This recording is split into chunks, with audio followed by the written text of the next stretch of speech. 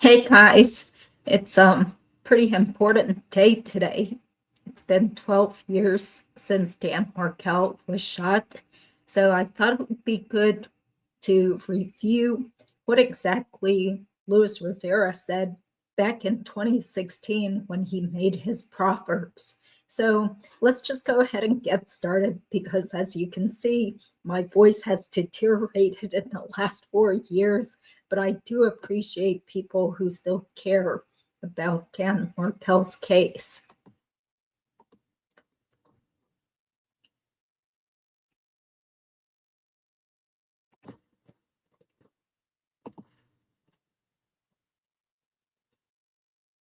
I'll be here in the chat during this whole thing. Thank you.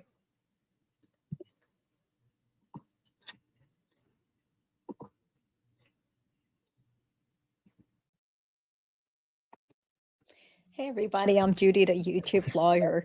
Today I'm going to start reading part of a transcribed interview with Luis Rivera from 2016. And I thank you guys all for waiting. Sorry to be a little bit late. Originally, I thought this was a deposition, but it's actually an interview with investigators. And this is dated October 4th, 2016. As many of you guys out there already know, law professor Dan Markel was shot by hitmen on July 18th, 2014, and Luis Rivera was one of the hired hitmen. The shooter is believed to have been his friend Sigfredo Garcia, who has been sentenced to life in prison, and Luis Rivera, because he became a witness for the state, is now serving a total of 19 years in prison for his role in the murder as well as for unrelated drug charges. So let's get started and we'll see how much I can read today. As you can see, I don't have my wonderful co-hosts with me today to help read. So hopefully I'll be able to read through about 25 to 30 pages before calling it a day, and we'll continue later with the help of other subscribers. So it says, in re State of Florida versus Catherine Magbanua, Luis Rivera on October 4th, 2016.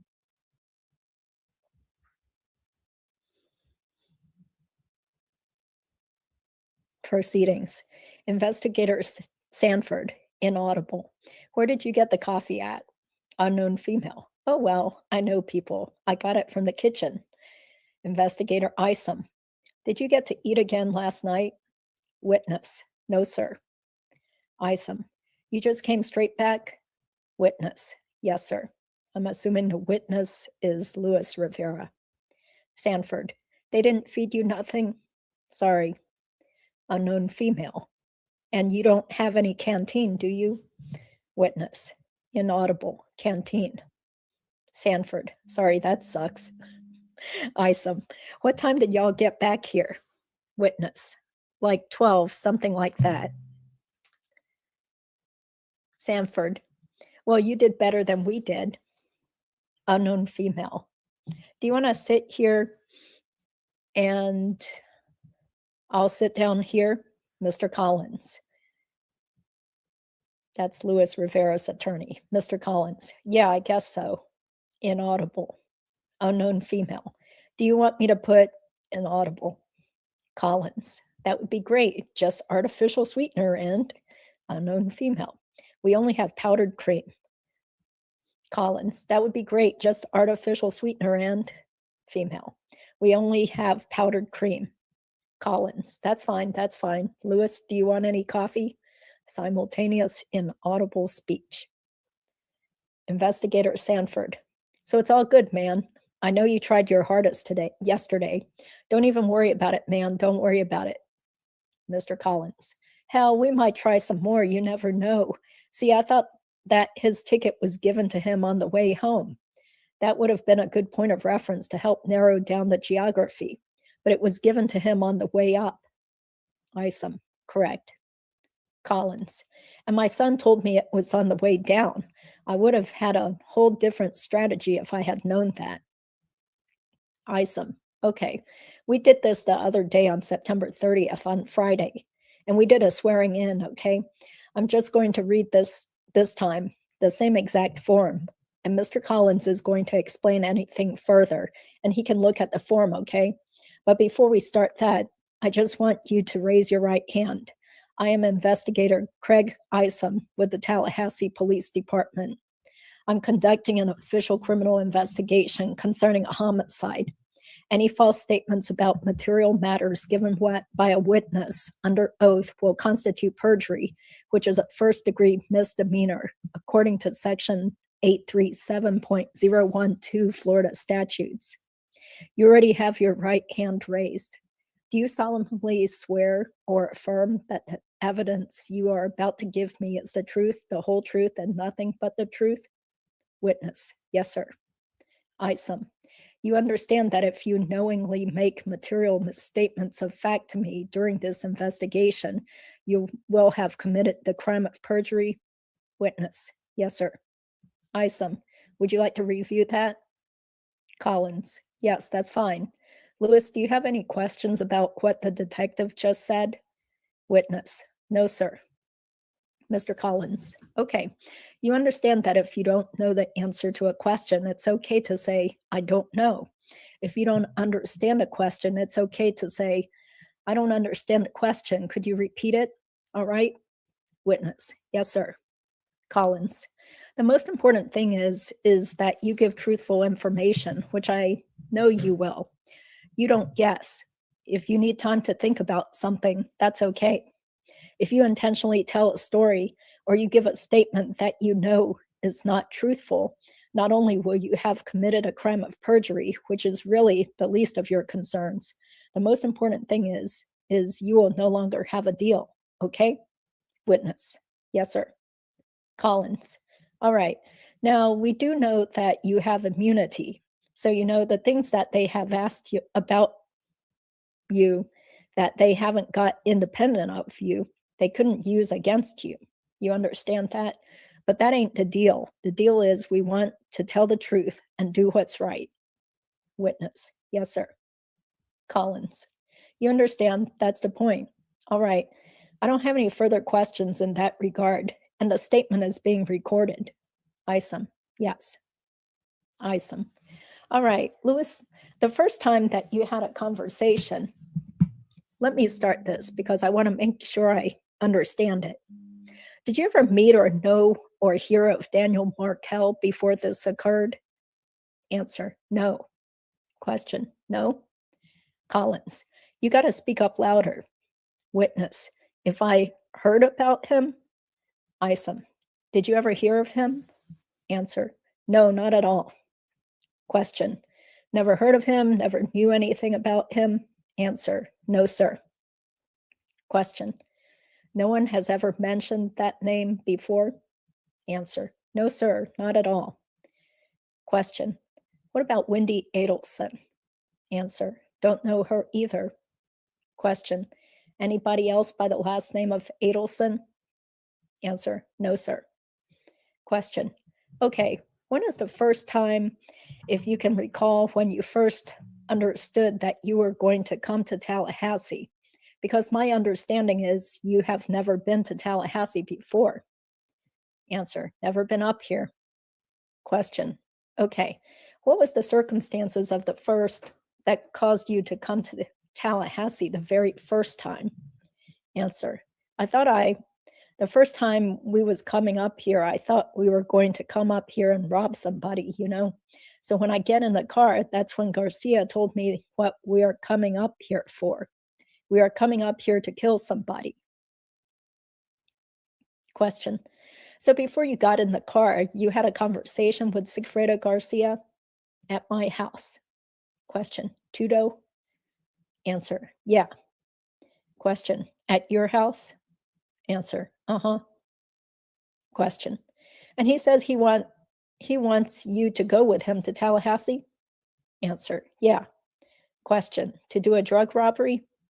Answer: that my understanding when he was talking to me first, I thought it was going to be like a robbery. Question: just a robbery?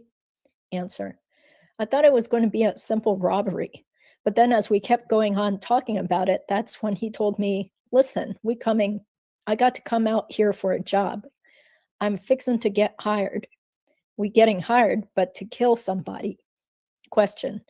And you already left? Or is that before you? Answer. No, I was still in my house. Question. Okay. Answer. Then I rented a car. We got in the car and he took the inaudible out of there. We were going to come up here. I'm going to kill this guy. You are going to get paid this much, $35,000. So I looked at him. I said, you know, that's a little bit of money. But all right, whatever, let's drive. We're driving. He showed me a picture of Markel. That's the first time I seen a picture of him and I heard about his name because he told me his name. This is the guy we are going to see. His name is Markel. I'm like, I don't need the name. Forget about the name because I'm not going to remember the fucking name. Just show me the picture. And I just seen the picture and I looked at him. We drove up here, came up here the first night. We rented a hotel. Question. I hate to interrupt you, but I do. I want to make sure we're talking about the first trip. Answer. The first trip. Question. And you rented the car? Answer. No. That car was not under my name. Question. Okay. Is it a rental car or is it? Answer. A rental car. Question. It is a rental car. Who rented the car? Answer. It was Garcia. He came with the car. Question. He came with the car? Answer. Yeah, he came with the car. By investigator Sanford. To your place?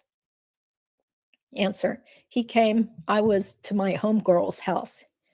Question. Who was that? Answer. Rochelle. He picked me up and I left. He was like, yo, what's up? Boom. Question. So he called you, said, I'm coming to get you, or what happened? Answer. He already told me the story. He rented a car and came and picked me up that same day. Question. Okay. Answer. He's like, yo, I'm on my way. He picked me up. I got in the car. I left, went into my house, changed up, got in the car, and we drove. It was like a Wednesday night. I think Wednesday. It was Wednesday. By investigator Isom. Question. You knew that the purpose of him renting the car was to drive to Tallahassee with it? Answer. Yes, sir. Question. So he already told you I'm going to rent a car, or he shows up and says, I rented a car? Answer. No. He said, I got to rent a car. He already rented a car. He said, I am going to go rent a car. I will be back later. Question. So you knew that the story, the first version is that you are coming up here to rob somebody and he was going to go rent a car? Answer. Yeah. Question. But it changed to murder before or after he rented the car? Answer. No, before he rented the car. Remember, we was at the house speaking about it. Question. It's got to be down. I got to get it off. Answer. I don't want you to get me confused and throw me back and forth. Question. Exactly. I'm trying not to. Answer. I'm trying to be straight up. Collins. Detective Isom, do you care if I might ask a question that I think may help? Isom. Go ahead. Collins. Not right now. I just need. Isom. No, absolutely. Collins. Okay, I'm fine right now. Isom. And I definitely want him to go through the whole story.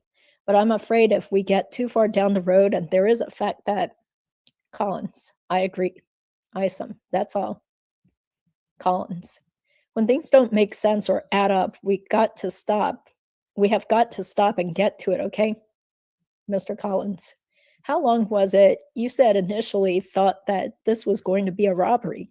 What gave you that idea? Why did you think it was going to be a robbery? Answer. Because I'm a jack boy. Okay. I rob drug dealers, so my thinking. Okay, so he was talking in terms of a job in Tallahassee? Uh-huh. So I'm thinking we are fixing to go. Okay, boom. But then like, man, it's not that. I'm fixing to go kill somebody. We're going to get hired. Question. Okay. And this was before he went and rented the car? Answer. Before he rented the car. Question. Okay. So when he got the car, it was either in his name or somebody else's name? Answer. I don't know whose name was it, but he came through with the car to my homegirl's house. I was there drinking that night. I jumped in the car, went home. Question. What kind of car was it? Answer. It was like a black Nissan. Question. Okay. Answer. It was a Nissan. Question. And what date was this, as best you remember? Answer. I don't remember the date, man. Question. Do you remember the month and the year? Answer. The month had to be like June or July. Question. Okay. Answer. The year was 2014. Question. Okay. And he showed you a picture of Markel? Answer. Of Markel. Question. And said y'all were going to go kill him? Answer. Uh-huh. Question. Now, were you the one that he was intending to go do the murder, or why were you even involved? Answer. Because he told me he trusts me. He said, I trust you, and you're the only one I trust. Question. But were you the one he was hiring to do the murder? Because I don't understand why you need two people to commit a murder. Answer. They were hiring him. Question. Okay. Answer. They were hiring him. Question. Okay. Answer. They were not hiring me. They were hiring him. He said he was going to pay me to go with him because he didn't want to go by himself. Question. Okay. Isom. Was Rochelle present when you discussed this with him? Answer. No, not at all. Nobody. It was just me and him. Question. But it was at Rochelle's house? Answer. No, it was at my house. Question. Okay. Answer. He picked me up at Rochelle's house. I was drinking. Hey, where are you at? I said, I'm here over at Rochelle's house. Come slide through and pick me up. So when he picked me up, I said, all right, let's go to my house. I'm fixing to go change because I had on shorts. So I put on long pants and a long sleeve. And I said, all right, let's ride. Got in the car and he drove. I was on the passenger side. I was rolling a blunt and we drove. I was drinking the whole night going that way. That's it. And when we got to Tallahassee, we were like, oh, we need to rent a hotel. Investigator Sanford. Hold on. Before you get too far, where was Rochelle living at the time he picked you up? Answer. By my house, like a block away from my house on 135th and 16th. Okay. 135th and 16th. Collins. I'm sorry to interrupt. Sanford. That's okay. Sanford. Do you know what time you left? Answer. Like 10 at night. 10 at night. Question. At night. So y'all drove through the night? Yeah. All the way through the night and got in the next morning? Answer. I got here like around 5 in the morning. Okay. I believe it was an 8-hour drive. Question. Okay. Did y'all stop anywhere on the way? Answer. Yeah, we stopped in like a rest area, something like that, to take a piss and keep on driving. That's about it. Yeah. Question. Okay. Y'all get gas anywhere? Answer. Gas. Yeah, we got gas and kept going. How did you pay for the gas? Cash. All cash? Yeah, he had cash. They gave him like $5,000, $2,000 in his pocket, and he kept it. We came up here and rented a hotel in cash. Mr. Collins. What was the hotel? Do you remember? Answer. I don't remember. I forgot the name of the hotel. Investigator Sanford. The one you drove was fine. You saw it. You said that was the first place you stayed at? Answer. The first hotel I took you to, that one. Yeah, I stayed there twice when we came up here. Collins. Okay, I don't want to jump ahead of y'all. Mr. Collins. But at some time you meet some other people while you're up here? Answer. Yeah, Fredo met some guy that night he rented a hotel. Sanford. Was he a black gentleman? Yeah, it was a crackhead. Tell us about him. Tell us how that happened. Answer. So the crackhead pulled up. Hey, man, what's up, man? I don't got no ID, man. You'll do me a favor and rent me a hotel? I'll give you $20. Yeah. I'll take the $20 right now. So he went, gave him $20, rented a hotel. We stayed there that night. I think the room was 110 or 109. Mr. Collins, were y'all doing drugs in the room? Isom. And just to make sure, I just want to make sure this is on record. 110 or 109, he has already driven us by, and that is the Budget Inn on Wadsworth in Tennessee. Collins, okay. Witness, yeah, when I got to the room, we were doing drugs. We had powder, we had beer, but we had a bottle. He had a bottle in his pocket. We were drinking. We had a bottle. We was chilling all night. I probably went to sleep around 3. I woke up around 7 in the morning. I think it was 7 the next morning. Well, we got there by that time. We slept for a little bit. Checkout was at 11. We leave, went by Markel's house, went around him, went straight to his house. I parked by the park, like where I showed y'all at. I parked there for a little bit to see if he was going to come out.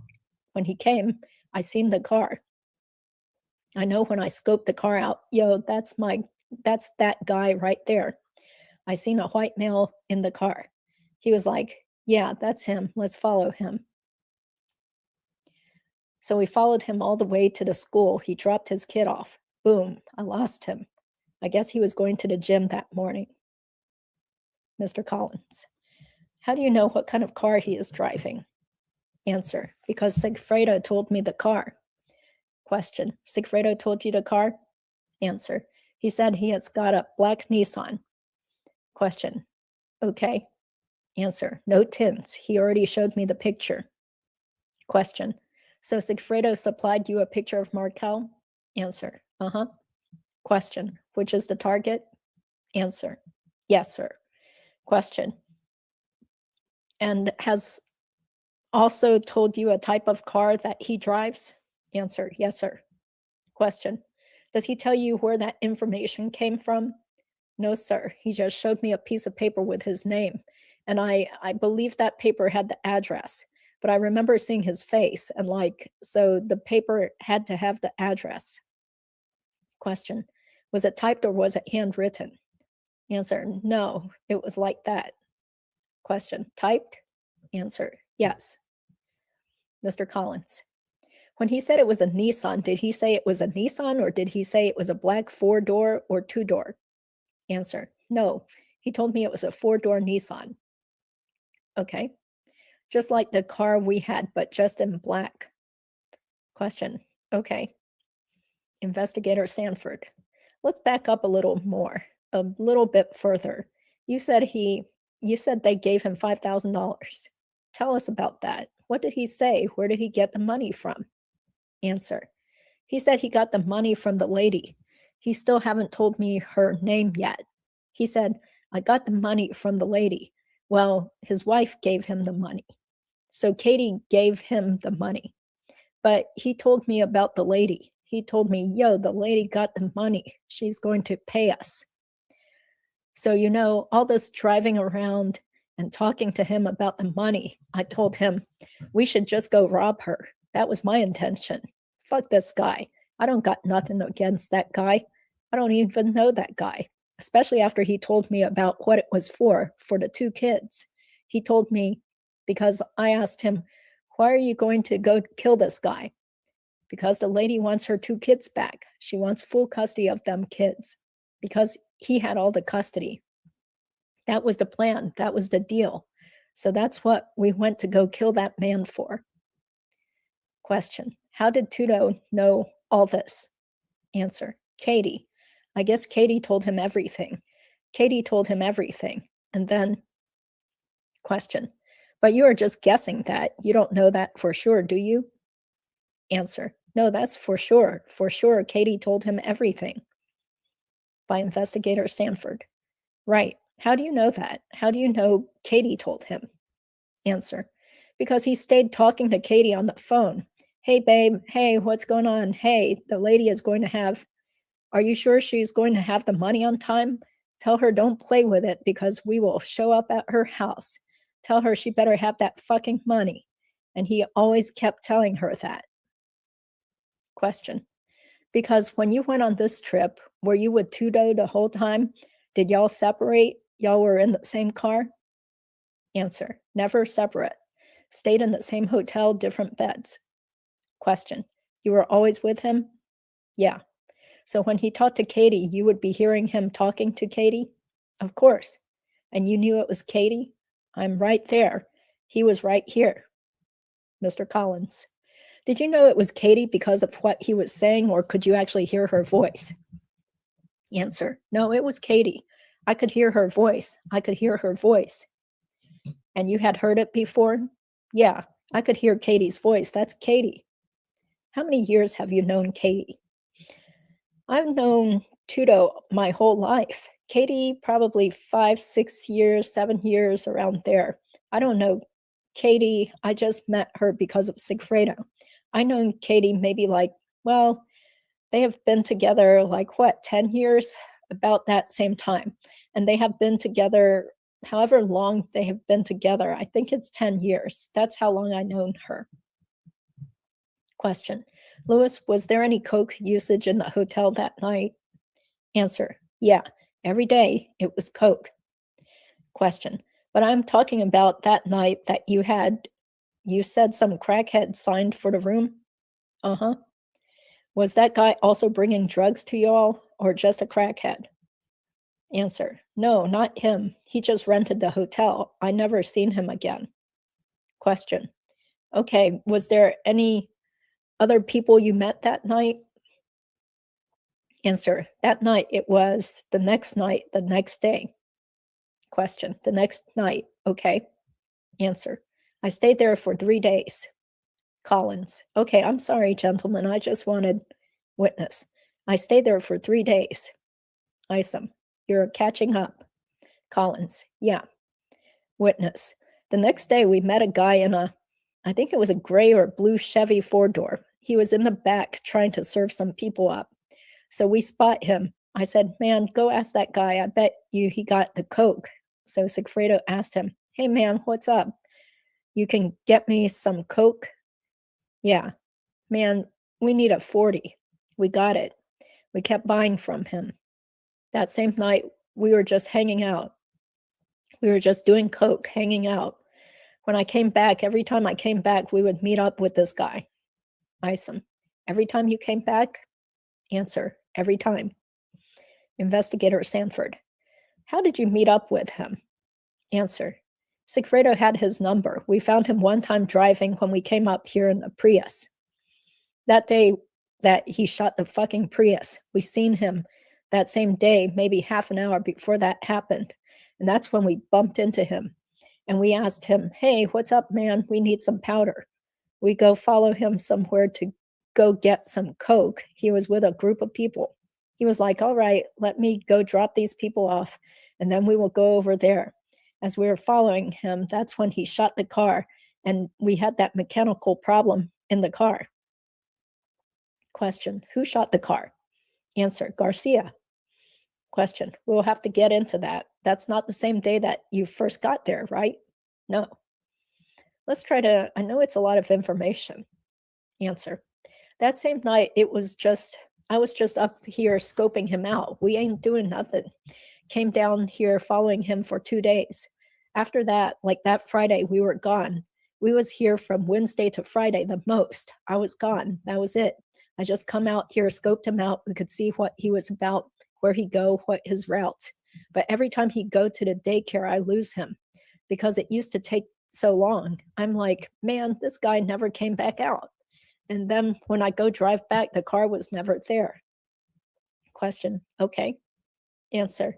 So we ended up going back to the hotel and hanging out, just hanging out, and we partying. We was out here partying.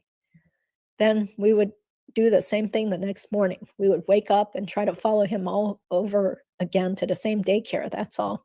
We already knew where he lived. What was the use of him following this guy? I said, why do you keep following this guy if you know where he lived?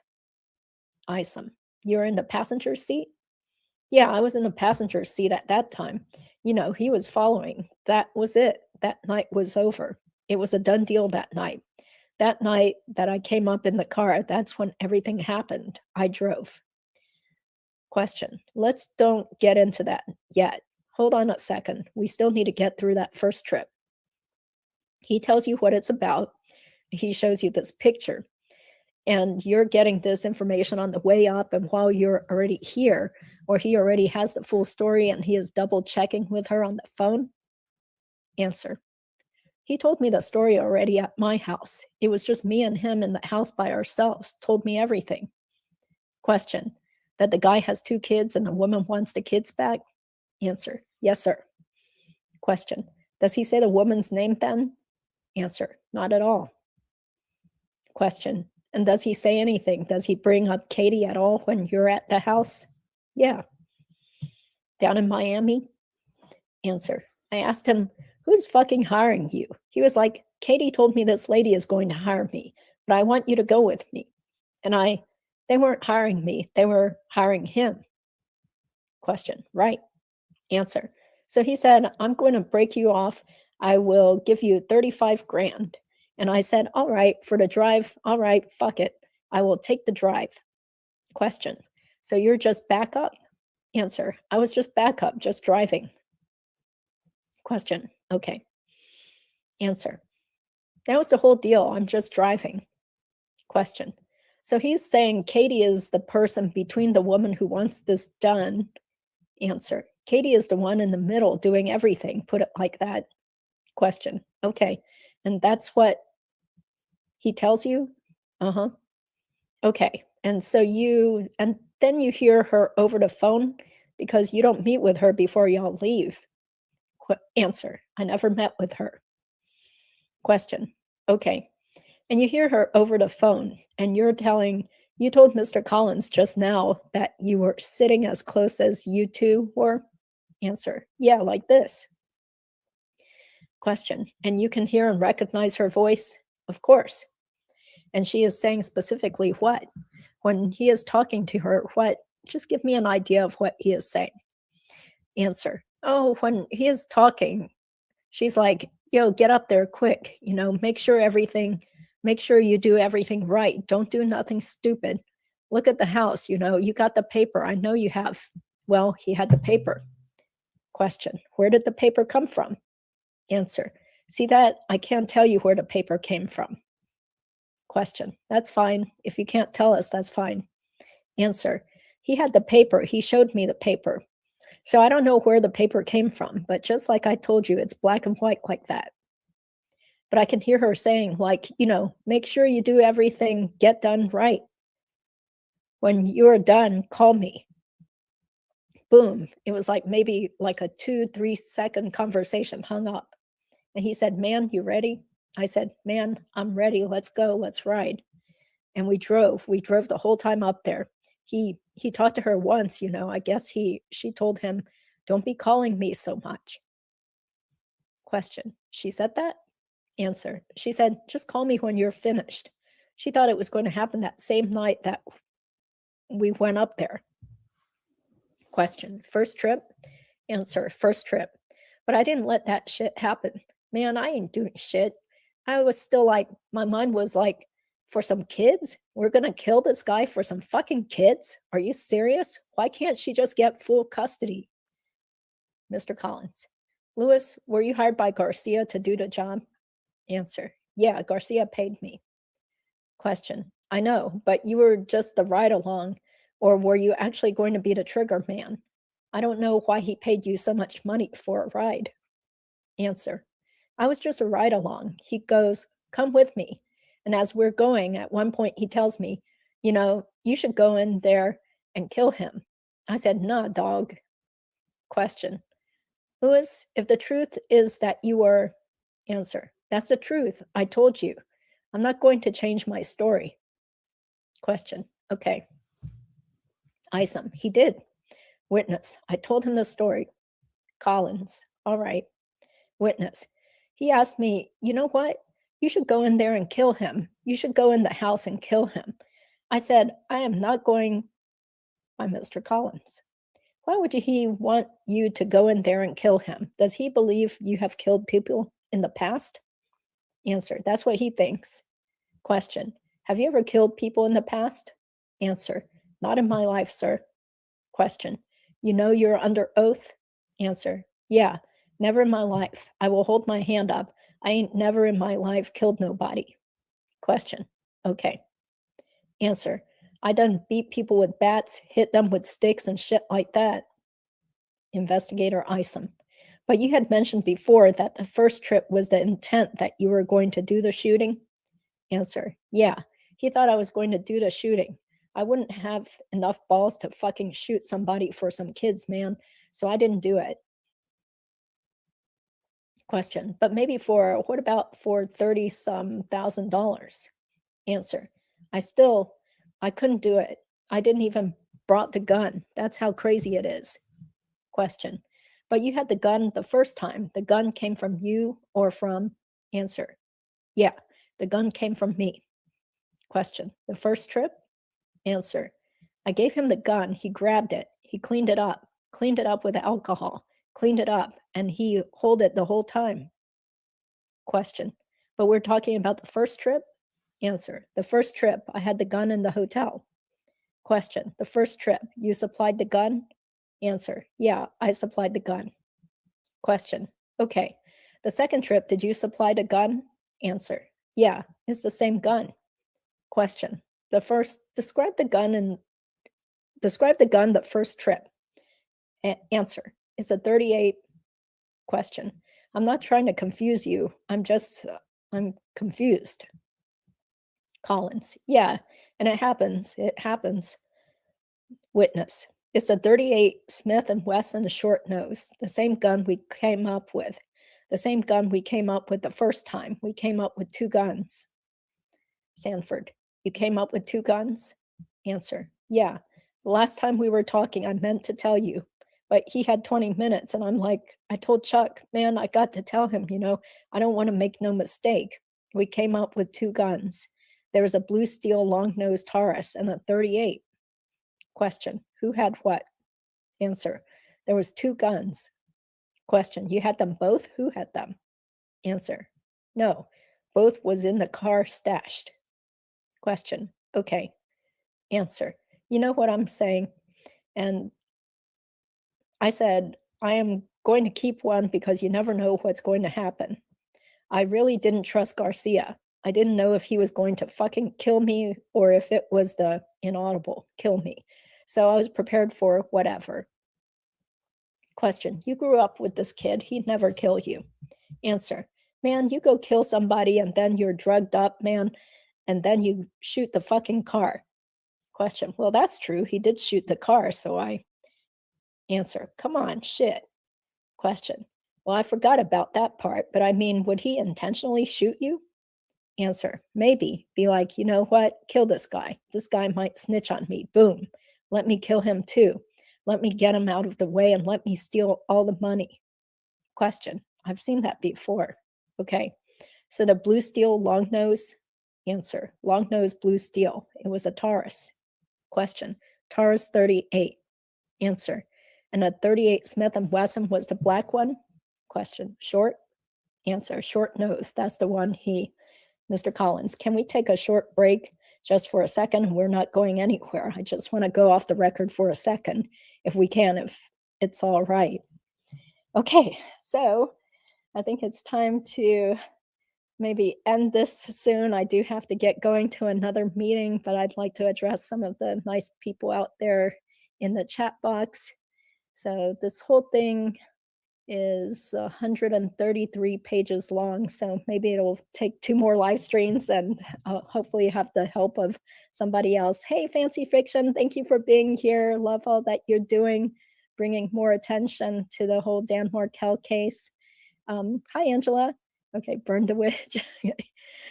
Yeah, lots of great videos on Fancy Fiction's YouTube channel. And thank you, Maui Swift. Okay. Hi, Jen.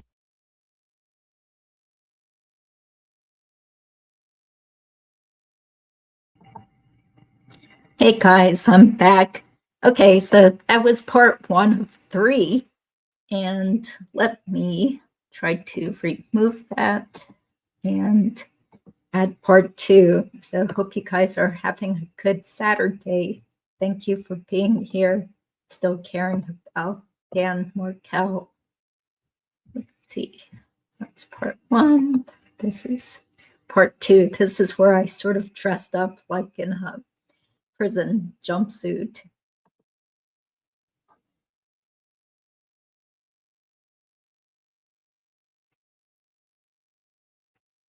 We last ended on page 33 here.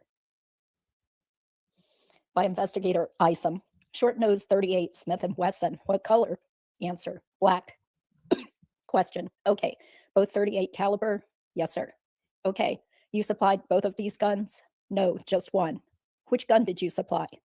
The blue steel is, which is that? Which is what?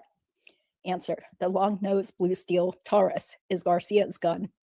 Where did he get it? I don't know. That's his gun. Okay, so that's his gun. That was his gun. The blue steel long nose he brought. I supplied the short nose black 38. But the blue steel long nose longer barrel he brought. Question, Taurus Garcia brought? Answer, uh-huh. And you don't know where he got it from? No. Okay. By investigator Sanford. Is that a 9? The Taurus is a 9mm? No, 38. 38? 38. Investigator Isom. All right. You brought the 38 black short nose Smith & Wesson? Yes, sir. Where did you get that gun? From a neighborhood, from a black boy that I know. A neighborhood black boy that you know? What's his name? I don't know his name. How long did you get it before? When did you get it? A week before, the day of that you took the trip? Answer. When he told me, he said I need a 38 revolver because he had showed me the blue steel. And I said, that's a big gun. What the hell? Shit, you're trying to blow somebody's brain out. You're crazy. He's like, yeah, then find me a 38 small one. And I said, you know what? I think I know where to get one because I remember somebody trying to sell one around the neighborhood. And when I seen the black boy around the trailer park, I said, man, what's up, man? You still got that gun for sale? He said, yeah. I said, man, I need $150 for it. So I gave him $150 and I got the gun. Question, this was what day before you took the trip? Answer, let me see. The day he told me, yeah. When he went to go rent the car, I got it the same day. When he went to go rent the car, I said, by the time you come back, I should have it in my hand. Because when I picked it up, I already had it on me. I was at Rochelle's house drinking. And I called, and he was like, when I got to my house, he was like, man, did you get that? I'm like, nah, I ain't get it. I was playing around. Man, I ain't get it. I was playing like I didn't get it. Man, fuck them. You know what I'm saying? Nah, I got it. I took it on the hill. When I gave it to him, he was like, all right. He cleaned it really good. Then I'm going to clean it that way you don't have your fingerprints on it. He cleaned it with alcohol and a bandana. And we took it, all right, we're going. I said, you're going to take both of them? You don't need to take both, take one. And yeah, I'll take both. And I said, you know what? Yeah, take both. So we took both of them up here. Question, you don't know the guy's name that you got the gun from? Answer, no. It was just a neighborhood kid he was selling. He had to be real young too, like 18, 19. Question, does the gun come with bullets or did you have to go buy bullets? Answer, nah, I had to get bullets. Where did you get the bullets? I think I had bullets already. No, we went to the store. Matter of fact, I did. We went to the store on 117th and Biscayne. 117 or 112 on Biscayne is a gun store. Went in there and bought the 38. 117 or 112? Answer, yeah, in between. Question, oh, between those two? Answer, between them two. Okay. Answer, I'm just giving you a right answer, like a address right around there on Biscayne. Mr. Collins, what neighborhood? Biscayne. I understand, but North Miami. Okay. Answer, everything is by my hood. Investigator Sanford, do you remember what kind of store, what the name of it is? Answer, a gun store. It's the only gun store right there. It's the only gun store. Question, that's all it is? Just a gun store? Answer, as a matter of fact, it's right next to where we rented the car at. Question, where you rented which car? Answer, the Prius. It's right next to, maybe a little further down. Question, who went to the gun store? Answer, I walked in there. By yourself? Yeah, because I used to box, and the shirt that I had on it says PL Police Department Boxing Gym. And I walked in there because I just came out the gym. I had that shirt there, and they didn't even ask me for ID. I said, I need some bullets. And they said, what you need? 38. And I grabbed them and left. Question, he didn't go with you? Answer, no, he was outside in the car. He was outside in the car? Yeah, he was outside in the car. This was the day before you were leaving? The day before we left. Tudo is outside in the car. He didn't go into the store? Uh-huh, he was in the back. He was in the back of the alley. I was in my Mercedes. Did you buy for him too, or he already had bullets? Answer, no, I bought them for him. I didn't buy them for me. Question, I know, but you mean I'm saying you bought bullets for both guns, really? Answer, yeah, it was like 12 little bullets because it was 6 and 6 in each gun. Question, right. But did you buy just 12? Answer, just 12. You can buy individual 12 bullets? Yeah, individual 12 bullets. You can buy singles. Okay, like cigarettes?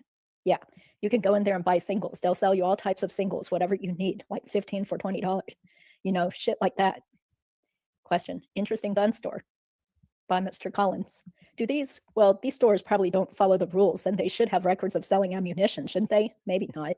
Answer, they'll sell it to anybody, man. They don't give a fuck who you is. Question, this is Lewis's neighborhood. He knows. Oh, that was Investigator Isom. Answer, anybody can walk in there and get it, man. Anybody. They don't ask for no ID. Only time they ask for ID if you're buying a gun, that's it. Question, now the only thing I feel like is lacking is the $5,000 that you brought up. Answer, that they gave him? That's what you're talking about? Question, did you give somebody $5,000? Answer, if I gave somebody $5,000? Investigator Sanford, he said they gave him. The witness, yes, I gave when I got paid. Investigator Isom, okay, you said. Answer, refresh my memory. Simultaneous inaudible speech. Question, you said 5,000 just a minute ago from Katie? Sanford, coming up. Witness, oh no, when we were coming up this way, he had money. And I said, yo, how much money you got? And I think he was like $5,000. I'm like, damn, they gave you that much money to take a ride? And he's like, yeah, let's go. And he gave me 500. He was like, hold this just in case I run out. I know he's going to run out because he's going to buy everything in Coke. So I said, let me hold the money. We went up here. I'm telling you, right in this way, we stopped at a couple of stores. We put $30 in gas, and then the 30 came up here, put more gas, bought more drugs. We bought a bunch of little bottles. We were just hanging out. We were like partying the whole night. Rent the hotel, gave the guy $20. He buys like $100 or $200 of Coke off that black guy, just buying shit all day. I knew he would run out. The only thing I remember him having, maybe $600 left in his pocket out of all that money. You have that much money left? Come on, man. Investigator Isom. So this first trip, do you know where the $5,000 came from? Answer, Katie gave it to him. Question, he said that? Answer, yeah. I'm like, who gave you the money? My wife gave me the money. The other lady give her the money to give to him. Look, this is to let you know that I'm real. I'm honest about what I'm going to give you. Saying, look out. Question. Then the next trip, he had $2,000. And okay, I think that's probably Luis Rivera still talking, even though it says Q in front of it. Okay, then the next trip, he had $2,000, and he gave me $200 out of that shit. I kept it in my pocket, and he ran out, and I had to use my $200. Isom, go inaudible. Sanford, are you done with that? Okay. Investigator Sanford.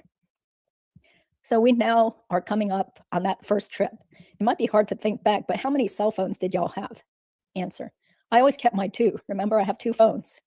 Question, you had 2 phones that first trip you came up? Yeah, always first trip, second trip, my whole fucking life. Do you remember what numbers were on those first 2 phones? My phones, nah. Jessica will know, she got to have it. I don't remember if it was 290. I can't remember the number. Jessica will know. She probably has it in her phone. I don't remember the number. Okay. But I know he had a throwaway phone. Just one? Yeah, he had one phone. He had a throwaway phone. How did he communicate with Katie? Katie, with her phone. Question, did he call her straight up on the number? Did he have any apps he was using? Did he have anything special with? Answer, I think they both had throwaways. I don't know what phone she had, but I know the second trip I remember her calling him from using her phone because I know her number. Okay. I know her number, so I remember that. But the first trip, I think that I know for sure they had a little black phone, throwaway phone. Mr. Collins, how would you see or come into knowledge of her number if she wasn't calling you? How would you know that her number would call on the second trip if she wasn't calling you? Answer, the second trip, no, she ain't calling me. She is calling him. Question, all right. Answer, but I can hear her voice. I know Katie's voice. I hear her voice. And the phone wouldn't have no names on it. So when she would call, you can see the number. And you saw it? Yeah, I seen Katie's number. I know Katie's number by heart. I just remember. I was thinking about her number last night. I kept thinking about her numbers and shit. Do you remember it now? Do you know it by heart? I think the last four numbers was 1612 5 something 5 something 6 1612, something around there like that. That's her number. But I know Katie's voice. She is. I am 100% sure she was in this the whole time. And I know because I heard her voice. And she gave Garcia the money to come up here. And she called me after the murder the next day. Where is Garcia? Did y'all want the money? Find that nigga. And I had somebody else go pick him up. Hermano go picked him up for me. And that's inaudible. The truth. I am not going to sit and fucking lie and bullshit none of y'all. I don't got no reason to lie about nothing. If I wanted to, I could just went straight to trial and say fuck everything. Question. All we want is the truth, man. That's it. Investigator Sanford. Inaudible. Sequential. Where are you at? Investigator Isom. Okay. So you come up here, you go to the hotel, you stay there. Crackhead gets you the room, registers it for you. Y'all stay there 2 nights, 2 or 3 nights, it sounds like? Yeah. Same room, 109 or 1010 or 110. One of them. I think it was 110. I'm not even sure, but one of them. I showed you the room that it was in. One of them too. Question. You go to the house. You already know where the house is? Did y'all have to use a map to get to the house, or did he drive straight to the house? Answer. We drove. We was driving. To come to his house, we stopped one time. And again, man, I can't remember how to get to Tallahassee. I remember he grabbed a map real quick and then, okay, it's over here. Fuck it. I don't need this. Threw it away. Once we got over here, we went straight to his house. Question. You're saying to get to Tallahassee, you had to get a paper map? Answer. Yeah, because he was drunk. He was like, man, I don't remember. So we stopped at a gas station. He bought a map real quick, looked at the map. He was like, all right, I don't need it. Boom. I think he threw it in the glove compartment like, all right, I know where we're at. And he kept driving. As soon as we got down here, we went straight to his house. Question. So he didn't need any help getting to his house from the motel? Answer. He didn't have to pull the paper out no more, look at no address. He already knew everything. Question. And that's when y'all parked down there on it's the south side of Benton Road? Answer. 2116 is his house. That's Markel's number of his house. Question. How do you know that? Answer. Because I remember when I passed with y'all the other day. Question. Okay. Answer. But I remember the first time I passed by, I looked at the numbers, but I couldn't remember. That's why I told you if I can go back around and look at the house, I was looking at the numbers for it can hit my mind so I remember, Question. So he parked in that park where you had to stop? Answer. Yes, sir. Question. And faced towards the street so you could see him coming out of his road? Answer. The same way we pulled in, that's how we were, sitting and watching. Question. And y'all followed him, you said, to the daycare? To the daycare. We're on the first trip still? The first trip. And he is driving? The first trip, the second trip, we followed him to the daycare. Y'all did the same pattern? Yeah, same pattern. So he follows him and they go to the daycare. And does he park over there to wait? Answer. Yeah, we parked. We parked like when I was talking about it last time, which I couldn't remember. We parked like in the corner waiting for him to come. But I never seen him come out. I was like, yo, this guy is not coming. So we always lost him because I guess when he come out, he hit the right and go that way towards like the gym. He never came back. So we would leave. The first night we was up here, we left. We was just ended up going to Hooters. We ate some chicken wings, drank beer like crazy. Went back to the hotel, did pot and drink, just hanged out. Like the first days we was out here, we just scoped him out for 2 days, a day and a half, and that's it. Question. What caused you to leave town? Why did you give up and just go back home? Answer. Me personally, I told him, listen, man, I don't think this is going to be worth it that day. I said, man, this is not worth it. We should just get out of here. It's bad. Like, think about it, man. I got to do it, the money, this and that. I was like, all right, whatever, but we're leaving. We left. And then probably like a month later, the second trip, he was like, man, I got to do this. I got to do this. So I just, that day he told me that I thought about it all day. Like, what the fuck? This nigga is tripping. And it's all because of Katie. Man, she had him crazy. You know, she would go cheat on him. And I guess she would tell him, if you want me back, you got to do this shit. Because we came back a week later. They were together again. We went to the Pacquiao fight at my brother's house. Everybody was hanging out and it was crazy. So I'm like, she had him all messed up. She had him all confused. Sanford, inaudible. Investigator Isom. Were you present at any of those conversations when she says, if you want me or want me back or anything like that, you got to do this? Answer, no. But me talking to him, he's like, try to say something. But I know my friend. I grew up since I was 5 years old. I'm like, all right, dog, let's go. I really know why you're doing this for. You're doing this because of your stupid ass wife. Let's go. So I went with him. But it was all her. It was all fucking Katie's fault, man. We in this shit. Katie. Investigator Sanford. So they weren't together during this time, during the time of the murder? Question. Where was he living at? He was living at Biscayne and 186 between Miami Beach and Biscayne. In a house? Apartment? Apartment. Was he living with anybody? He was with, at that time, Hermano was staying with him. Hermano? I think he was staying there because she would go drop the kids off and Garcia would leave, go get fucked up and go to Shrimp's house, be at Shrimp's house and leave the kids with Hermano. With Shrimp. Who was Shrimp? Tatia. I call her Tatia, but I just called her Shrimp. That was like his girlfriend. His girlfriend? Yeah. Okay. And she would go harass him. Every time he was over there, she would go pass by, drive by. Oh, motherfucker, I see you throwing pictures of the house, sending pictures to his phone. Like, you're fucking this guy, and then you over here harassing my dog.